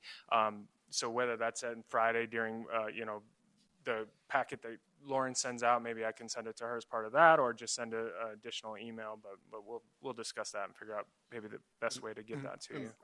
Mayor and Rob, if I may, we also, as Rob pointed out in the first part of his presentation, we're not precluded from bringing something to council on Monday nights either, because it is posted as part of the agenda. So we may have that opportunity to get in front of you on a regular basis at council meetings with information as well. So as Rob pointed out, there are many ways we're looking at doing this. The important thing is getting it to you quickly. And the second part of your question related to getting information out to the residents, as I mentioned, we did last year add a lot additional information about specific issues, especially state shared revenues, explaining what those are.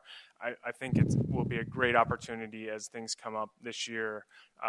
For instance, the rental tax, and providing specific information to our residents about just what that means to them. And we can definitely, always make updates to our website, and then, we can feed that link out to that site in any, whether you guys on, your own Twitter feeds, or, through the city's Facebook. And Christina has her neighborhood updates that go out. So, one of her neighborhood updates can always include, hey, residents, do you know that you can get some legislative activity by visiting the Goodyear website, and give them the link? So we can definitely explore different opportunities to get that information out once we get it up and posted. But we'll definitely look at ways of doing that as the session goes on.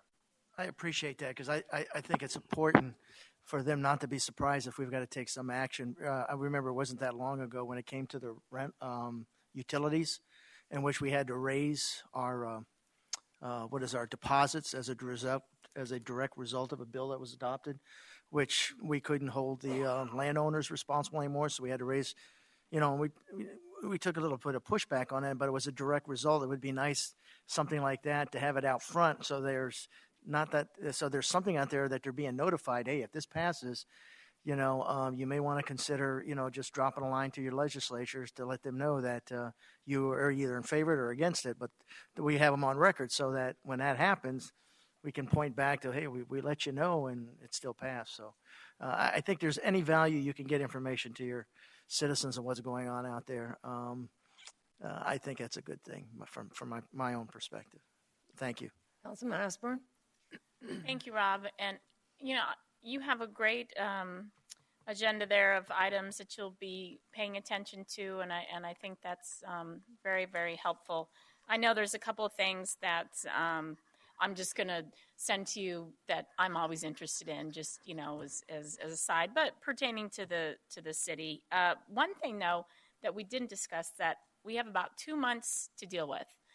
But I'd like to see some kind of strategy. I know you're going to NLC with the ones of us that are going, and we do have that day to go on the Hill. So I would like to see some kind of strategy that we can put together for our trip, and trying now to see who we can get a hold of to talk to while we're there. I really would like to see that happen. Okay. Mayor, Councilmember Osborne, absolutely. We'll start working on that now for the March trip. Hopefully, I think they're in session 80 days over the next year. So hopefully it's a time where they're in session, but even if not, last time we were there, they actually happened to not be in session, but we still had several meetings with some key staff. And we're able to, actually at that time we were talking about possibility of appropriations requests for water infrastructure out here in the West Valley, and that's still something that's out there, and they're continuing to work on. So hopefully there'll be some results of that. But we'll absolutely do whatever we can to get some meetings, hopefully with congressional representation, but also with key staff, and put together not only that, but probably the most important thing is put together an agenda of issues that actually matter to us. So we're not just meeting just to meet, but we're actually meeting about issues that are gonna affect the West Valley and Goodyear specifically. Exactly. Thank you. Any other questions? Rob, thank you for coming for us tonight. It's very helpful, and I think the information you gave to the council tonight was very helpful. And so I really encourage you to continue that contact with him. So I appreciate it. Good job. Absolutely. Thank you. You're welcome. All right. That kind of ends the meeting before we have to do a roll call vote, and that's what we're up to. So roll call vote, please. Mayor, I'm going to read the resolution, and then I will do the roll call vote. Sorry. Adopt resolution number 16-1735, adopting a 2016 state and federal legislative agenda and providing authorization to city manager and his designees to take action. We had a motion and a second on this Correct. already. Sorry that I shortchanged you. All right, roll call vote, please. Councilmember Stipp? Aye. Councilmember Holman? Aye. Vice Mayor Loretano? Aye. Councilmember Osborne? Aye. Councilmember Pizzillo? Aye. Councilmember Campbell? Aye. Mayor Lord? Aye. Passes 7-0. Great, thank you. Is this time for council? Do you have any comments, commendation, reports, or current events? I'm sorry. It's just too late? All right, then, okay, well, I'll turn it over to the city manager. Mayor and council, after that comment, I will be. Couple of follow-up items. One is, and going back to the work session because sometimes they come up again, we will be providing graffiti updates in 3 to 4 months, plus a door hanger on emergency management, communications on how we're keeping council informed as part of that planning process. When we got to the regular meeting, one of the things we was asked on design guidelines, and as I stated, we will be following up with council on a review of that and perhaps some policy discussions. And it came up, and I just want to provide this to council as well as what are the guidelines for 2-story homes on arterials? It was a question. We answered that, but I think we can provide more specific information. I think that would be helpful. And I have for the National League of Cities Washington, D.C. trip, we will be providing a strategy in advance in some of those meetings that we set up. So those are what I had for follow-up. There'll be other that I have specifically. I think a lot of questions were answered tonight, unless there's something I missed.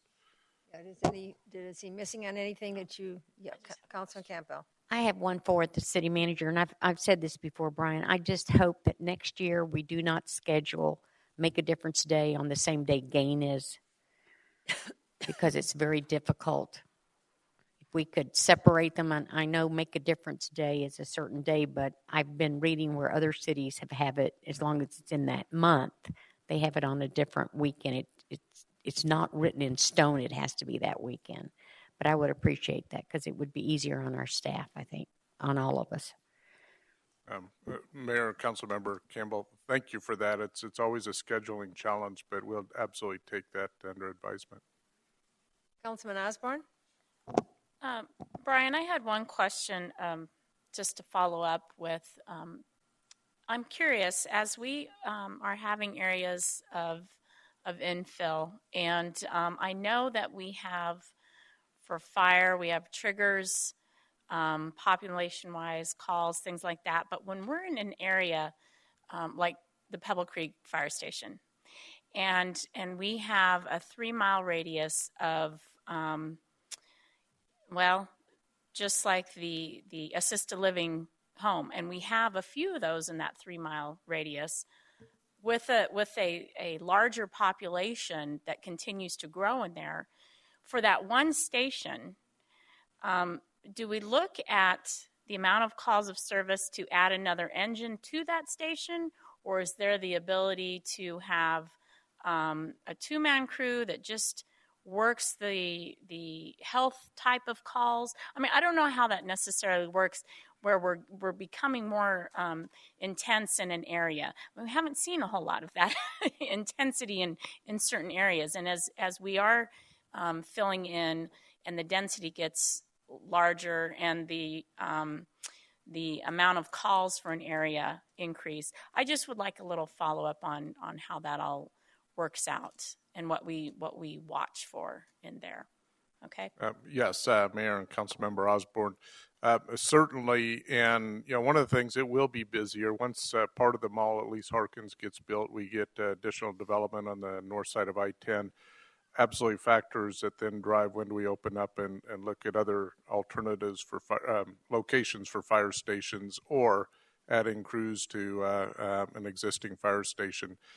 We will be bringing to council on January 25th the information for south of the Gila on some of the triggers that really deal with Estrella and some of the responses there. So that will be in a work session at council on January 25th.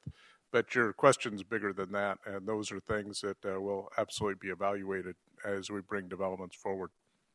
And also in the CIP, quite frankly, when are we looking at adding additional fire stations and where? Any other inquiries? Yes. Mayor, just one announcement. Just as a reminder, City of Goodyear offices will be closed this Monday in observance of Martin Luther King Jr. Day. So city offices will be closed. So obviously no council meeting, and we'll be back at you the following Monday.